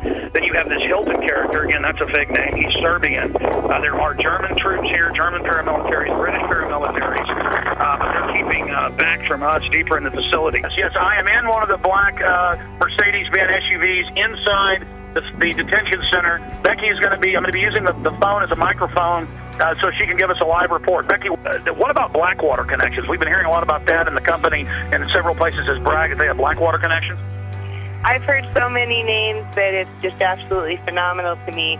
We're not disclosing the name of our parent company, and that's it. We're not disclosing the name of our parent company. We stand alone. Oh, there's a parent company. Well, there is a parent company of American Police Force. There is an umbrella company. American Police Force stands alone as a corporation, and we are American Police Force. We are who we are. But if it's a secretive group owned by a secret group, and it's headed by a 14-time felon, and then they were putting police decals on their vehicles the first few days, I mean, don't people have a right to be a little bit concerned about this, Becky? There are newscasts for saying they wanted this be Guantanamo Bay West. That was on CNN. That was not American Police Force, and I'd ask you to go back and recheck your sources. That was too. So they've not been requesting to have this as a facility to hold detainees? No, sir. And please, everyone listen carefully. Two Rivers Detention Facility will not hold Guantanamo Bay nor other multinational offenders. We're a minimum and medium. Why did I see documents on the wall, blueprints saying foreign alien detention facility? This is real. This is a ghost site / black site that we have on. This is a FEMA center they want to hold. She was telling me I saw blueprints all over the place, scanning them quickly. As I was walking into the facility, and she'd say, "Oh, don't tape that," or "Don't show that." Where it was saying alien detention, troop barracks, processing facility. And she admitted they're going to do training to process people and to go out and set up checkpoints with CAT scan scanners, is the way she called it, to scan people's goods. So this is a huge processing center. I don't think she even knows everything. She seems pretty freaked out. She gets hired and finds out all this. And we went and interviewed bed and breakfasts, because there's hardly any hotels here. At two of the places, they said, "Oh, absolutely. Germans, Czechs, Brits, a lot of Serbs, really hardcore-looking people, won't pay in cash, act really suspicious. They've been here for a year. I mean, this is insane what we're dealing with up here. And they're just trying to act like it's all fine. We're not going to tell you our parent company. Everything's fine. Everything's wonderful. I mean, this is bizarro land. Well, court records from Orange County, California indicate Michael Hilton has a lengthy criminal past, including a 6-year prison sentence for a dozen counts of grand theft and other charges. And we learned just yesterday there's a warrant out for Hilton's arrest in Wyoming. American Police Force pulls out of contract negotiations with Two Rivers Authority.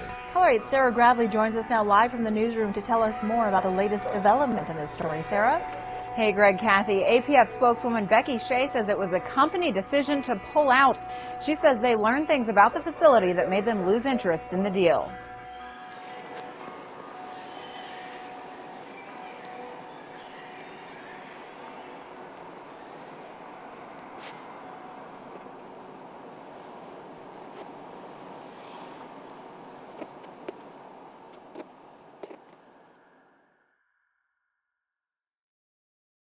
We interrupt our regular program schedule for a special report.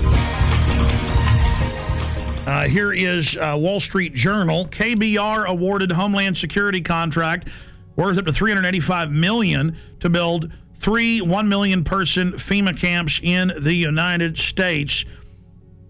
It says the ICE detention and removal operations program can be used for illegal aliens and for U.S. citizens and for other emergencies.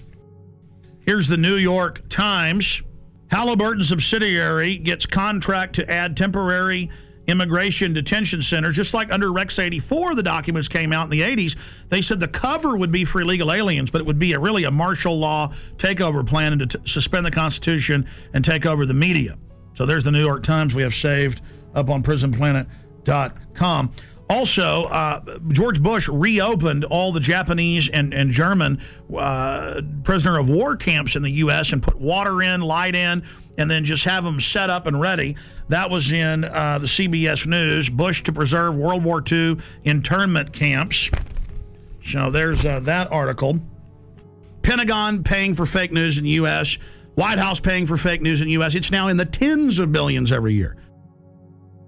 This is what's going on. The fake news reports they produced and put on radio and TV that were made by the government. I've had Congress people on talking about how it's illegal, the fake news. All of this is being done. Fake polls, everything. How are they preparing the public? When I saw this at the time, I saw Tommy Franks and Cigar Aficionado. I saw Tommy Franks on CNN, Fox, MSNBC go, gee, I'm real sorry about this, but one more big terror attack, we're going to have a military form of government and martial law. I'm real sad about that, but that's what the American people are going to demand. That's the only thing that'll keep them safe. Now, you don't expect him to come out and say, gee, we're going to have a military dictatorship. Militaries throughout history love taking over societies 99% of the time, and America's just been in the exception. No, he's got to introduce it like, gee, shuck, I'm real upset, but it is the only thing that'll keep us safe. The Constitution won't survive a WMD attack. And I said at the time, I said, he is part of the Pentagon's billions in fake news. That's illegal. The General Accounting Office has already ruled that they're paying off reporters and people to go on TV. I said, I bet my bottom dollar Franks is being paid off. Now they're rolling them out in the news. The camps will be for you when you're starving during the collapse of society, which is what the IMF and World Bank have done to countless third world countries, and their own documents say they want to do it here. They have to fully bankrupt you so they can consolidate everything with the tens of trillions of fiat currency they're holding and hoarding of taxpayer money. And then once the riots start, which they're trying to push, they have Zbigniew Brzezinski on MSNBC, we played that the other day, saying, I'm really worried about these bankers. They're going to cause riots nationwide. Millions and millions of unemployed. People really facing dire straits. And we're going to be having that for some period of time before things hopefully improve. And at the same time, there is this public awareness of this extraordinary wealth that was transferred to a few individuals. And you sort of say to yourself, what's going to happen in this society when these people are without jobs, when their families hurt, when they lose their homes and so forth? As if he isn't one of the engineers of it. See, they know they've got revolution on their hands. They know that we did our job warning the people and exposing what was happening and putting all this information out, and people found out it was true. Here it is. This is from my film, The Road to Tyranny. I have 18 hours of this. I have them training all over the country. I have them teaching police to arrest anybody with a get us out of the UN sticker. This is what's been going on. Here it is. You're damn right, because think about the Christians, okay? Do you accept Jesus Christ, your Lord and Savior? No. What did they do? They took your head off. They beheaded you if you didn't accept Jesus Christ, your Lord and Savior. See, this is reality. Yeah, they're terrorists, but the bottom line is to them, they are not. When people are passionate about what they believe in, they become a very difficult enemy to beat. Who was the first terrorist organization in the United States? Who? Founding Fathers. You mean Thomas Jefferson? Look at this guy.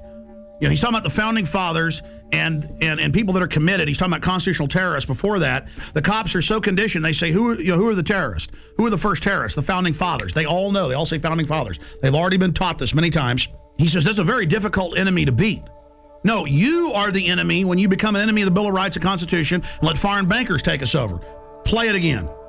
The guys who we call our founding fathers, George Washington, Mr. Honest, who cut down the cherry tree and admitted it, is the same guy who signed death orders, if you will, on members of the British government, the British Crown, who they wanted to eliminate because politically they had influence in certain pockets of the United States, at that time the 13 colonies, and they wanted to divide and conquer. They may get a whole lot of civilians, and hey, I'm going to be honest with you, okay? If they killed 10,000 civilians tomorrow with a biological agent, that's too bad for them.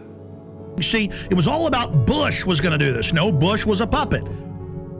Just like Nixon and Carter and Reagan and Bush and Clinton and Bush and Obama, they're just puppets, and we always obsess over them, and the media acts like they're running something. It's the executive power held by the National Security Council.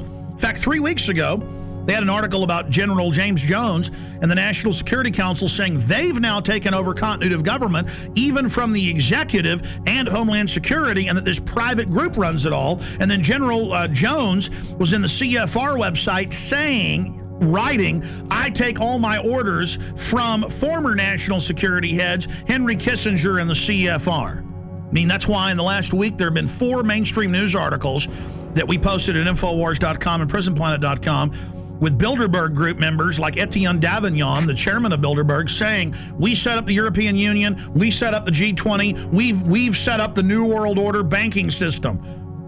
I mean, now they're openly bragging it's world government and they run it.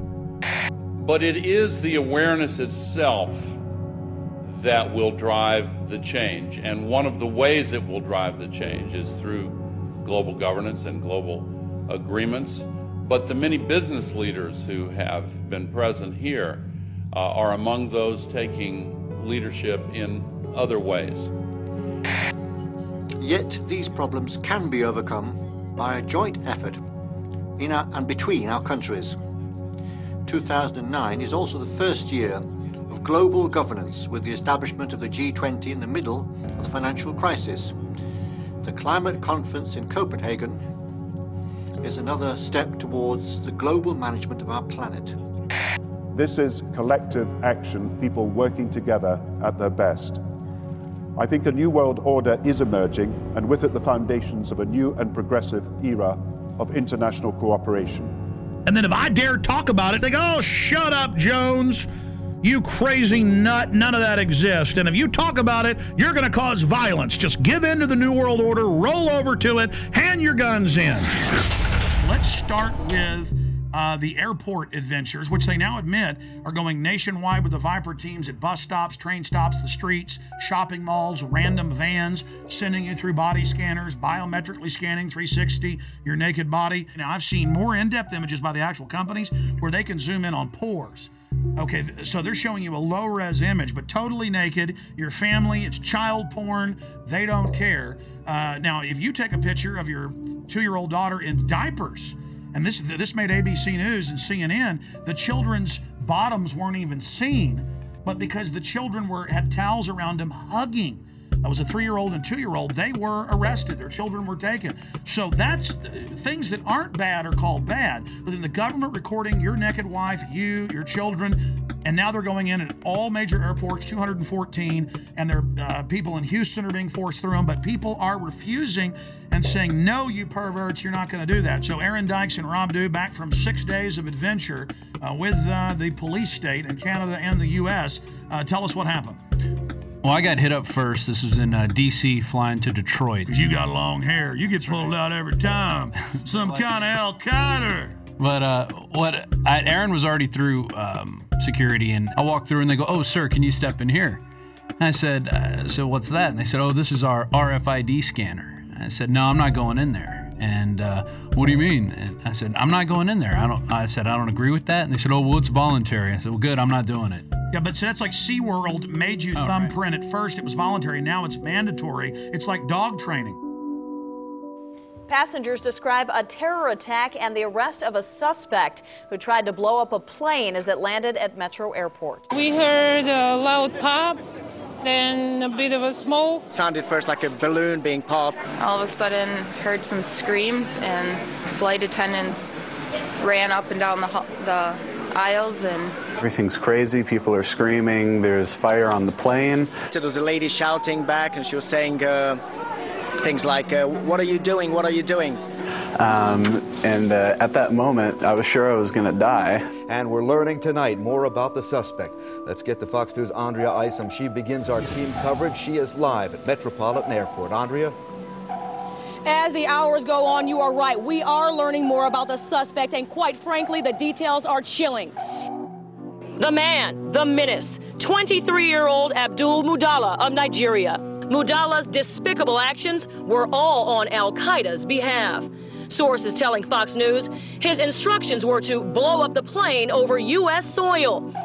The intelligence community knew about Umar Farouk Abdulmutallab weeks ago and failed to spread word that would have put him on the no-fly list. The father of the suspect in the Christmas incident warned U.S. officials in Africa about his son's extremist views.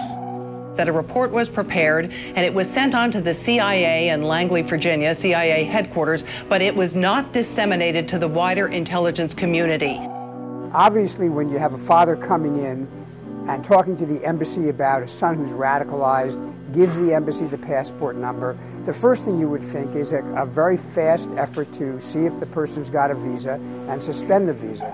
One of the things you don't know about is the number of people that we have turned away because their name has been on the watch list or on the no-fly list. Only my mom could, but not me and my dad, because both me and my dad are on the watch list. Tough to believe, but 8 years later, we are still talking about connecting the dots and a failure to communicate. Call for immediate reviews on how this guy got on the plane and how he was able to get some explosives on the plane. So we got a while to go. This is a controlled patsy. Facts are facts. You can have your own opinions, but you can't have your own facts. And we have this same pattern that we've seen again and again. We have these individuals that have very limited mental equipment, but nevertheless they're able to work miracles. In other words, they can do things that a normal person would never be able to do. You'd be arrested, you'd be questioned, you'd be searched, you'd be stopped in some way. He gets out of countries, he's disheveled, looks like he's drugged, stumbling around. I mean, this is classic. He doesn't get on any serious list of for scrutiny or special search. And then we have this famous story of the well-dressed Indian who accompanies him. I saw two men, and they caught my eye because they seemed to be an odd pair. One was what I would describe as a poor-looking black teenager around 16 or 17, and the other man, a age 50-ish, wealthy-looking Indian man, and I was just wondering why they were together. Kind of strange. And I watched them approach what I would call the ticket agent, the final person that checks your boarding pass before you get on the plane. He gets from one plane to another thanks to this patsy minder, a patsy chaperone or patsy monitor. The only person that spoke was the Indian man, and what he said was, this man needs to board the plane, but he doesn't have a passport. And the ticket agent responded, well, if he doesn't have a passport, he can't get on the plane. To which the Indian man responded back, he's from Sudan, we do this all the time. And the ticket agent said, well, then you'll have to go and talk to my manager. And she directed them down a hallway. And that was the last time that I saw the Indian man, and the black man I didn't see again until he tried to blow up our plane. Then I'd be interested to see, is there a passport? Won't the FBI please show us a passport if there is one? They won't release the videos from Amsterdam. I mean, this is suspicious. Oh, yes. I think it's beyond suspicious. It's a clear case of a patsy. So he's a controlled asset. And, of course, it's not a matter of failure to connect the dots. We're hearing all about the unconnected dots. No, this is the desired outcome. Let me just point out a couple of other things here.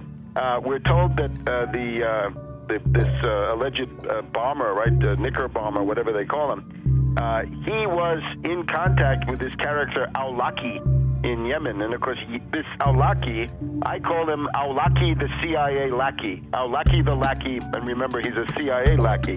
He's a double agent, a triple agent, if you want. He is used as a kind of beacon to recruit patsies across the world, and they can only sheep dip somebody like Major Hassan. If they want to say, you're linked to Al-Qaeda, they just have you exchange a few emails with this Awlaki, and that's what he's good for, right? He goes back to 9/11 and Hani Hanjour. So this guy is he's a U.S. agent under whatever layers of garb that he's got. The other thing is, how was this young patsy Omar Farouk Muttalib? How is he radicalized? And I think we're getting some pretty good indications that it's this Brixton Mosque, Finsbury Mosque axis in London, the school for patsies, the British patsy. Which, by the way, 6 months ago, I remember it, you predicted we'd see plane bombings out of that mosque. This is not so hard to do. Remember Richard Reed, mentally retarded vagrant who was sleeping on the floor of Brixton Mosque, I think. He was given the same PETN explosive by somebody, so that's what this Omar Farouk was given then, allegedly, once again in Yemen. So you can see it fits together, and it all comes from these same places. There are reports today that the Christmas Day body bomber met with an American-born radical cleric, Anwar al-Awlaki. He's believed to be living in Yemen, al-Awlaki is. He's not only been linked to al-Qaeda in the past, but he reportedly exchanged emails with the suspected Fort Hood shooter Nidal Hassan before that shooting massacre in Texas. I would also point out that the security company at Schiphol Airport is ICTS, which is a Israeli-owned firm. They were the same firm that allowed Richard Reed, the shoe bomber, to board the flight, the American Airlines flight to Miami. Same explosive material was found in his shoes as was found in Mr. Muttalib's underwear. They ignored the threats on purpose. Obviously, this, we had a lot of people sitting at home over the Christmas holidays, families gathered around a television set.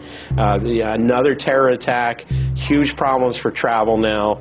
When we talk about screenings at the airport and other protective mechanisms along the way, what should we be doing that clearly we're not? The scanning machines that we currently are beginning to deploy in the U.S. that would give us the ability to see what someone has concealed underneath their clothing. These body scanners are the key with, like, these different psychological syndromes where people serve the abuser. Yeah, because that's what you have to get in, as to where this is going. It's not fun. It's degradation. It's the dehumanization of the individual.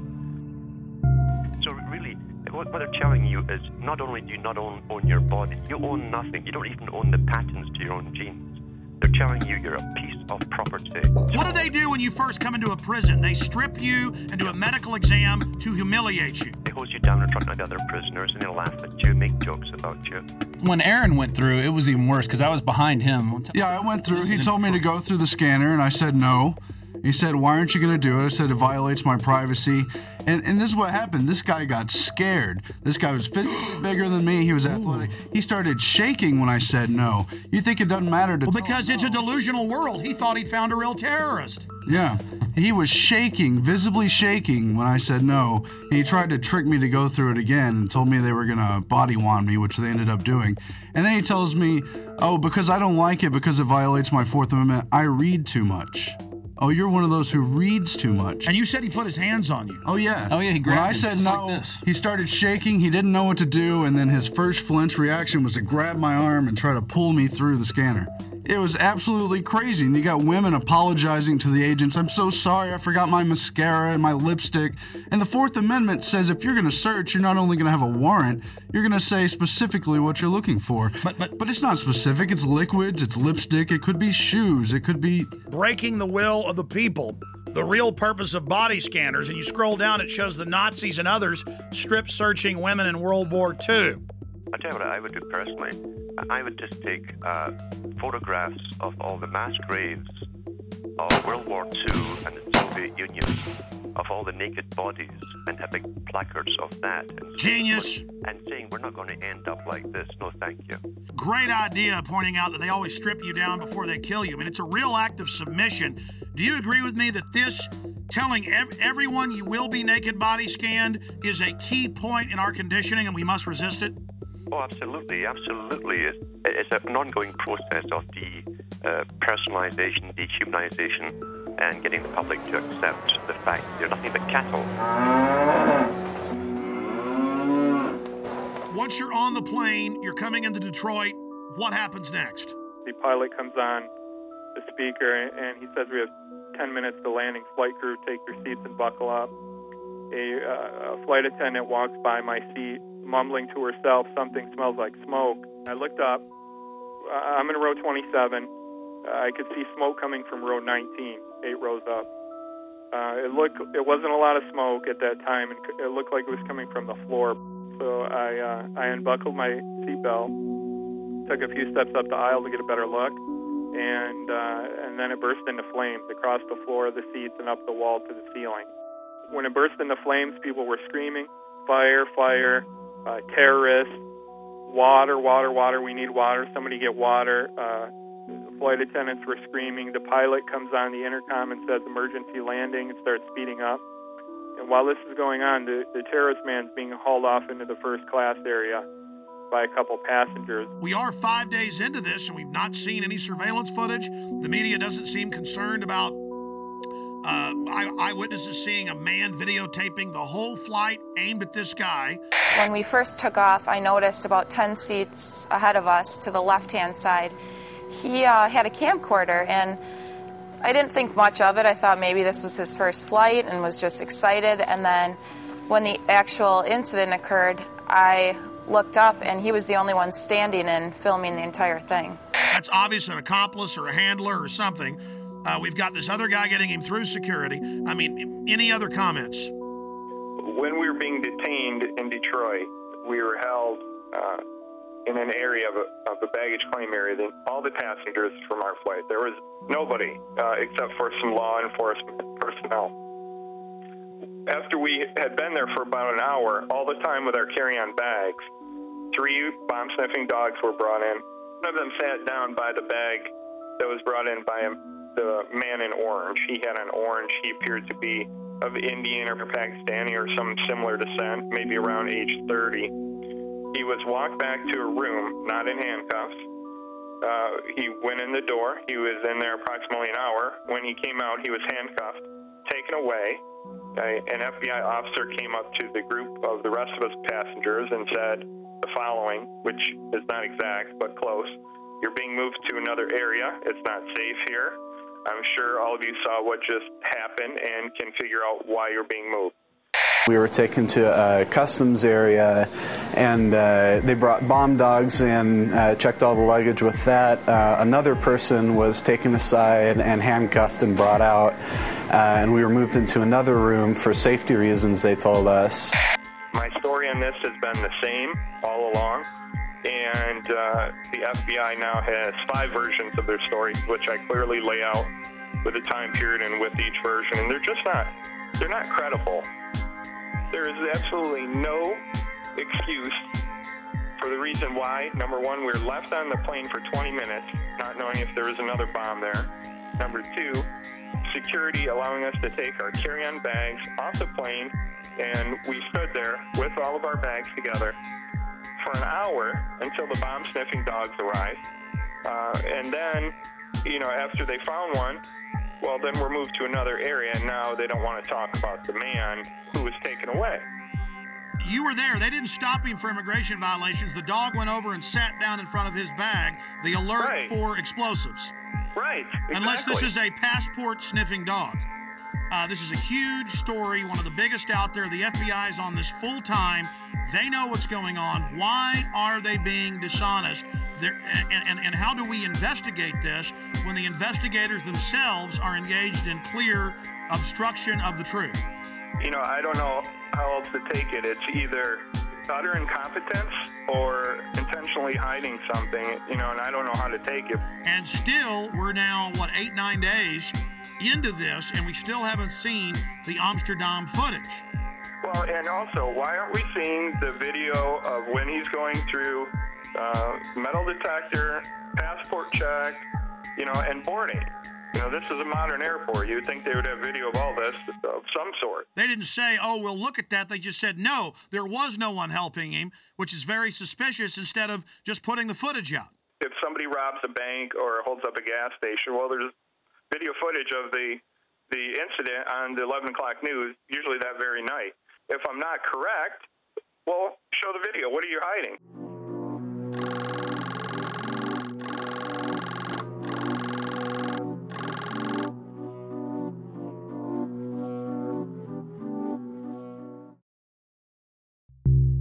Well, now, Sunday it came out, 6 days ago, authorities were watching different Nigerian on Christmas Day flights, CNN. What a way to take a huge issue and just kind of put it out there like it's milquetoast. Okay, there was somebody else. Yeah, they did arrest him, but we're not going to talk about it. Kurt, there's a definite cover-up, and you've been vindicated in triplicate. Not only that, but I don't know if you caught the ABC News article that came out over the weekend. There were a couple sentences snuck in the bottom of this article about female suicide bombers. I don't know if you caught this. No, tell us. I'll read it to you word for word. Federal agents also tell ABC News they're attempting to identify a man who passengers said helped Abdul Muttalib change planes for Detroit when he landed in Amsterdam from Lagos, Nigeria. Authorities had initially discounted the passenger accounts, but the agents say there is a growing belief the man may have played a role to make sure Abdul Muttalib did not get cold feet. Oh my God, you've been vindicated by them on that. But obviously they think the trail's cold now. They have all the surveillance footage. They were involved in a cover-up. Kurt, this is huge. Well, that was my take on it, but unfortunately for ABC News, they buried it in the bottom of a seemingly unrelated article about female suicide bombers heading here from Yemen. Why is this not front page news everywhere, number one? Number two, why are you burying it at the bottom of this article? Number three, why did you initially discount my story to begin with? It's not like I'm not credible here. And of course, they had COINTELPRO posing as the Patriot movement attacking you. All the usual suspects. I mean, it never ends, Kurt. We are, of course, going to get into the top story today. In plain view, as if it's no big deal, DetroitNews.com. Okay, it was a U.S. government agent that was the smart-dressed man that led Umar Farouk al-Matab, or the underwear bomber, on to the aircraft in Amsterdam. After a month plus of lying and saying that no such man existed, and saying no one else was pulled off the plane in Detroit, supposedly with a bomb. Now they've admitted that happened as well. Kurt Haskell, the lawyer, and his lawyer wife, they've both on record have been proven right with other witnesses. And you add how they were already getting in Yemen. That's now confirmed, Washington Post. They were planning to already launch a bigger attack, 2,000 troops there. And then right on time, right as the body scanners were scheduled to go in January nationwide. That was already scheduled, folks. They're saying on the news, oh, now we're doing this. Now, I went and looked it up. They were scheduled to go in the additional 214 airports. They were in less than 20. So although we have acquired these machines, they are not as widely deployed as they should be. In your current role as a consultant, do you have an interest in body scanners? We consult with all kinds of firms, including firms that do manufacture body scanners. You do have some interest in more sales of body scanners. As well as a lot of other security measures. But I would point out that I've talked about this for probably the last 3 years. Read what the scanners do to your body. And the TSA guys, again, you need to know why you're going to be dying in 5 years of cancer. Go ahead. And then we find this article about terahertz waves, which is what they use to do this scanner. This came in today. And according to one of their studies, I'm just going to read this real quick. Terahertz waves are in the electromagnetic spectrum between microwaves and infrared, and they pass through non-conductive materials such as clothes, paper, wood, and brick. They say the forces that are generated by these THZ fields are tiny and resonant effects that allow the THZ waves to unzip double-stranded DNA, creating bubbles in the strand that could significantly interfere with processes such as gene expression and DNA replication. So step in the microwave. And of course, the fools don't know that the reports you've pulled up and I've looked at, these things are leaking. But the TSA guys are going to love dying of cancer. Oh, yeah. This is fun. Surrounding it. They're all around it. The thing's right there. Well, see, that's kind of the good thing, though. See, evil always gets judged. These guys make excuses. They're going to make excuses about scanning naked children, scanning naked women and men. They're going to make excuses about how it doesn't hurt you. They're the ones that are going to die first. Oh, yeah. 8 hours a day standing around it. And I'm sad for them, but this is what they want. This is what they get. This is a test of the emergency alert system. Let's go ahead and play the clergy response team clip. Now remember, before this became national news, we got the secret documents from pastors who've been recruited by FEMA. We posted the secret documents with FEMA phone numbers. Train your flocks to turn their guns in. Train your flocks to go to FEMA camps. Train your flocks to take forced inoculations. People didn't believe us, just like they didn't believe the MIAC report. Then, suddenly, local news began reporting it, but like it was a good thing. Now listen, will martial law ever be a reality? And the preachers are there being paid by the government, faith-based initiative now continuing under Obama, to tell their flocks to do what they're told by the authorities, and the government's biggest threat is the American people. That's a quote. So this is specifically the pastors getting ready for us to go to FEMA camps. And there's thousands of pieces of evidence like this, and Glenn Beck's saying it doesn't exist. Here it is. Law ever become a reality in America? Some fear any nuclear, biological, or chemical attack on U.S. territory might trigger just that. And as KSLA News 12's Jeff Farrell discovered, the clergy would help the government with potentially their biggest problem, us. From my cold, dead hands. Charlton Heston's famous declaration captures a truly American value, the overarching desire to protect our freedoms. But gun confiscation is exactly what happened during the state of emergency following Hurricane Katrina in New Orleans. U.S. troops also arrived, something far easier to do even now thanks to last year's elimination of the 1878 Posse Comitatus Act. That forbid U.S. troops from policing on American soil. If martial law were enacted here at home, like depicted in the movie The Siege, easing public fears and quelling dissent would be critical. And that's exactly what the clergy response team, as it's called, helped accomplish in New Orleans.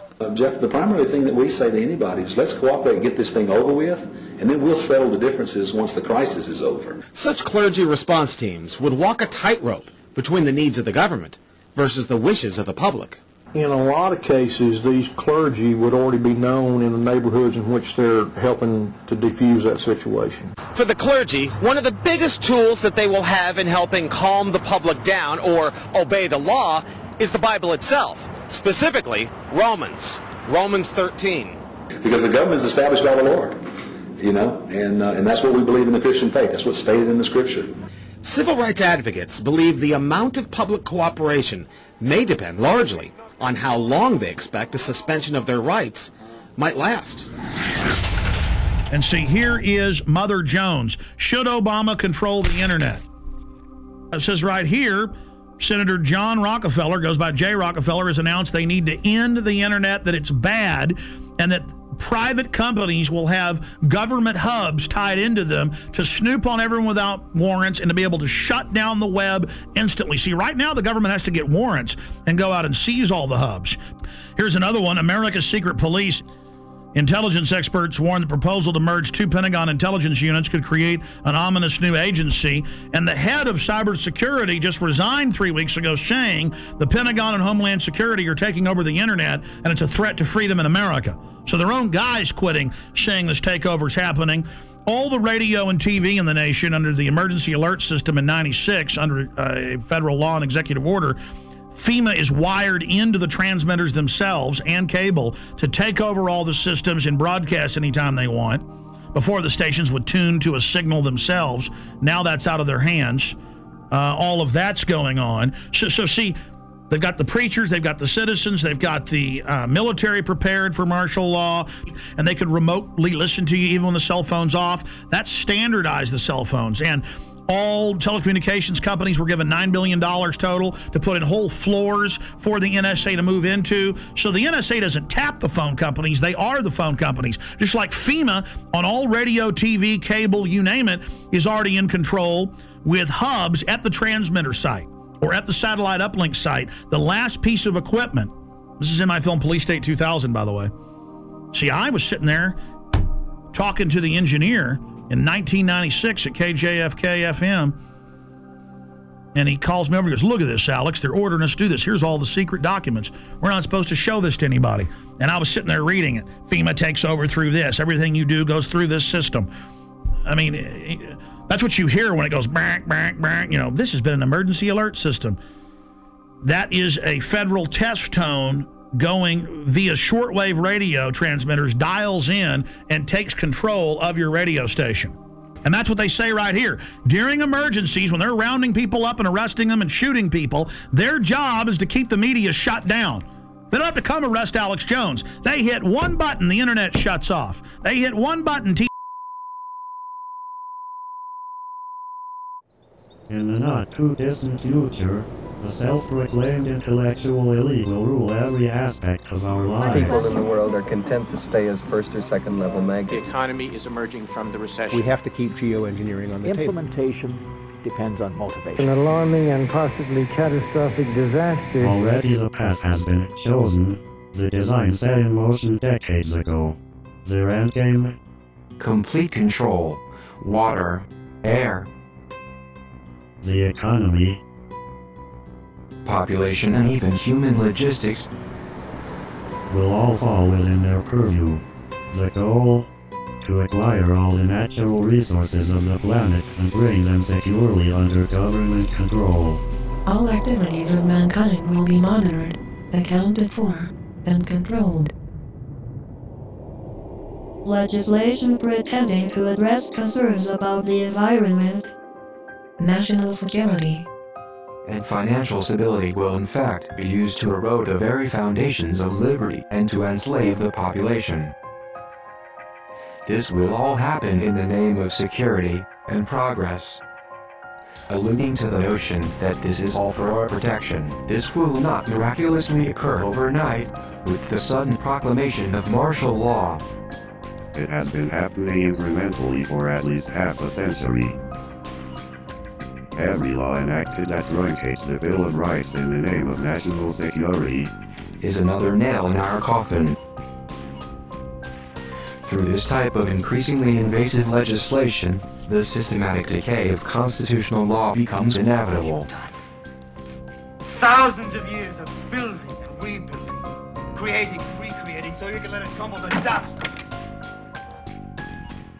Leaving our essential rights neutered and impotent.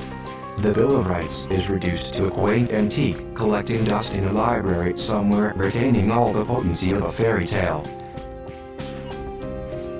Martial law, called a more politically neutral catchphrase, is practiced with an iron fist. The implosion of the economy has begun by design. The United States dollar is under attack and losing value every day, while the cost of living continues to skyrocket. New laws that will effectively double taxes are already on the books and ready to be implemented. Nothing has been introduced to help homeowners with their now default loans. But at the same time, money is generously given to bankers who give themselves huge bonuses during one of the worst economic downturns in history and dry up loans to small businesses. All the while, the economy spirals downward at a free fall rate. As the citizens of the United States lose their ability to take care of themselves, the government conveniently steps in to save the day. Capitalism gives way to socialism, and then without much notice, into the neo-dark ages of the one-world government-style dictatorship. Once this task has been completed and the control grid is firmly in place, they can play their final trump card. FEMA camps. And by design, we will welcome the salvation with open arms, as any alternative will surely seem like suicide. Once we've been properly enslaved, they gain control over the rest of Earth's natural resources. Humanity. America, here's what you need to know tonight. I'm, basically a rodeo clown. If you have any kind of fear that we might be headed towards a totalitarian state, look at FEMA trailers, FEMA prisons, FEMA camps. I want proof. If they exist, I want pictures. I lost sleep last night worrying about this story, thinking about this story. But when I see, 9/11 victim family on television or whatever, I'm just like, oh, shut Well, up. Yesterday we talked about debunking conspiracy theories. The only thing that I answer to is myself. And I just want to be able to look at myself in the mirror and also sleep at night. Glenn Beck, a year and a half ago, said that Ron Paul supporters should be arrested and that the army should be used against them and that they were dangerous terrorists.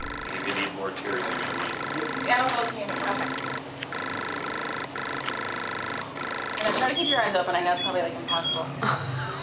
Or that's what I'd have you believe. You know, it took me about a year to start hating the 9/11 victims' families. I don't hate all of them. I hate probably about 10 of them. Any of these 9/11 truthers who I've been telling you for years are dangerous. Guy Fawkes. This guy was a British terrorist who tried to overthrow the government by blowing up Parliament and killing everybody in it. Paul's supporters called the donations, and I'm quoting, a money bomb. It's really not the way I would go, you know, tying my movement in with a historical terrorist attack. You're right. There's a strain of isolationism and anarchy in the American tradition, which Ron Paul is tapping into. I think it's very significant that he chose Guy Fawkes. There are plenty of, unfortunately, libertarian websites which are indistinguishable from the anti-American left these days. Yeah. So, totally in bed with the Islamo-fascists and have turned against this country. Turned against this country. This country. Where am I wrong? The Ron Paul Revolution. I think it's meant to be a catchy slogan, but I fear some of his fringe supporters are taking the word revolution too literally. What Glenn Beck is saying is a talking point being given out to the media. And this is going to drive the conspiracy theorists crazy. Let me out. I have this. They're making me say this. Help. Because we were seeing Bill O'Reilly and Sean Hannity say it. We were seeing CNN hosts say it. We were seeing Joe Scarborough say it. And I said, that's a talking point.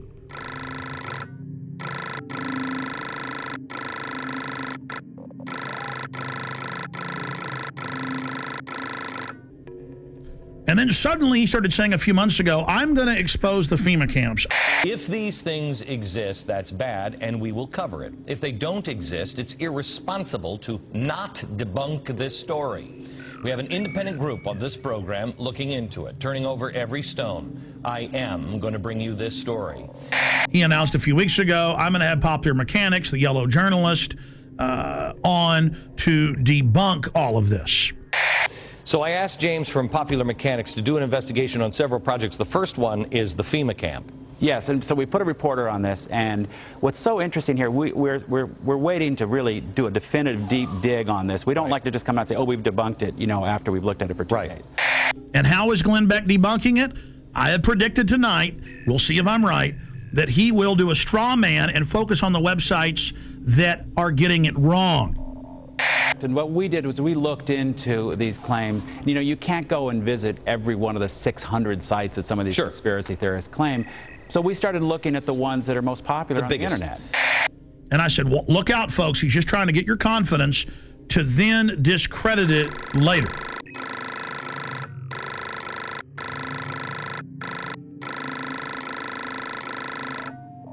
We mailed letters to Glenn Beck. I know people that work in his office.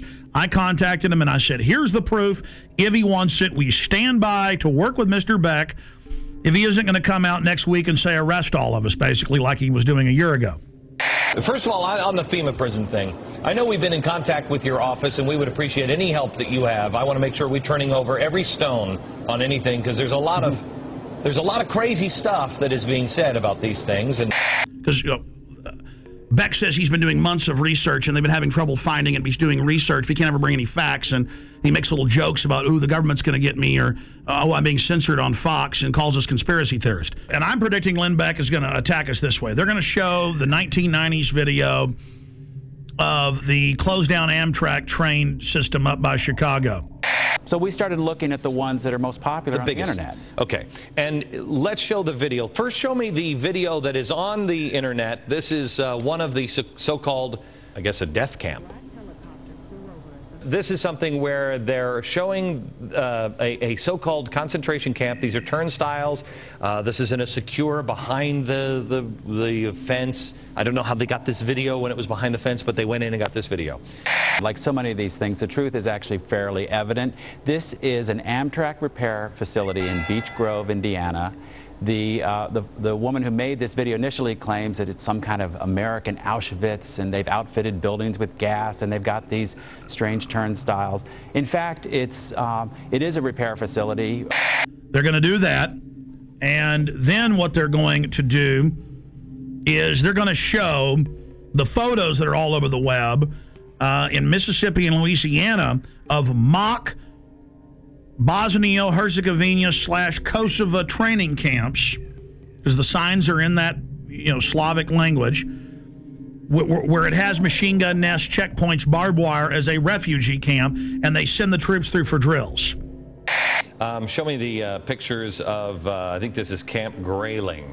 Do we have the picture of the watchtowers? This is pretty spooky. This is where Americans are currently being held, I believe they're saying. Well, people say all kinds of things, and these pictures have been floating around the internet for more than 10 years. Okay. In fact, Camp Grayling is the largest National Guard training facility in the U.S. They train Army, Navy, Marines, and one of the groups they train is military police. And in fact, one of the functions they train them for is handling prisoners of war in a battle zone like Iraq.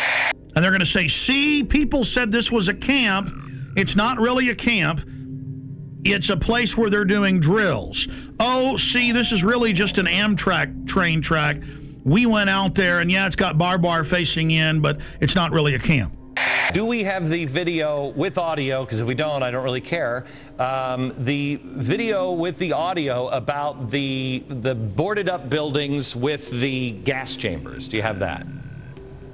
In yet another fenced area, we see a large warehouse building at the end, with the electronic turnstiles in front of it. Okay. That, they were putting gas heaters of some sort in there. Right, and what we found out is, first of all, one of those buildings has been knocked down. The other ones were upgraded. Their heating system was obsolete, and more than 15 years ago. What am I predicting Glenn Beck's going to do tonight? What have I been predicting for weeks he's going to do? He is going to come out and say, look at this. This is just a regular prison. And they're taking photos of it and saying it's a camp. Oh, look at this. There's a kernel of truth. They have introduced a bill for during emergencies to have FEMA places for folks to go. I mean, they've got to do that, you know, like Katrina. Oh, look at this. This is an Army training facility for a refugee camp simulation. Oh, look at what I mean, I know how they operate. I know how Popular Mechanics operates. I mean, I was right about Glenn Beck setting you up when he said he was going to expose the FEMA camps, and I said, you watch, he's going to debunk them. Well, trains, I believe Auschwitz had trains. I'm just saying, Jim. Well, once you go down that road, you can't really, if somebody's wants to be convinced of that, you can't really debunk that. I understand these people because he reads off a script, ladies and gentlemen. I know the sheet of music he's singing off of. I know the next line in the chorus. This stuff is scripted. So the establishment comes out and mixes some truth about FEMA camps and things, but then makes jokes about it, mixing it in with patriots and gun owners are dangerous. He's currently doing that. And then people some of them get fooled by that. I challenge Glenn Beck. You claim you've been doing research for weeks on this and you can't sleep. Okay, buddy. Everybody's going to email you, your radio show and Fox News, the last 45-minute piece we've done. Your little staffers can watch that, and everything there can be Googled, pulled up from government documents at the Army.mil and FBI and everywhere else, and then you'll have a clear picture of what's being set up and how they now have to orchestrate an economic collapse to get us to accept this as society breaks down.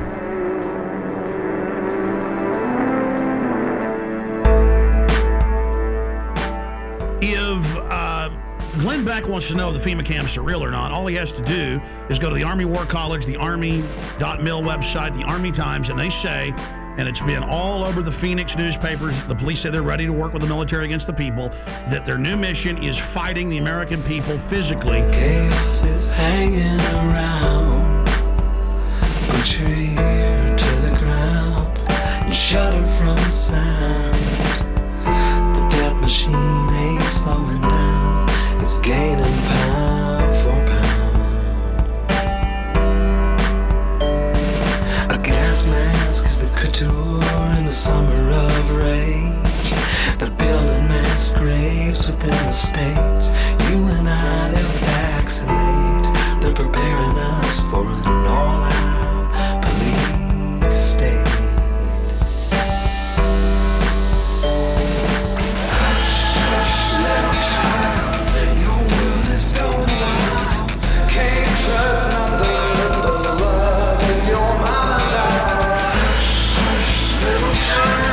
Salvation's in your smile.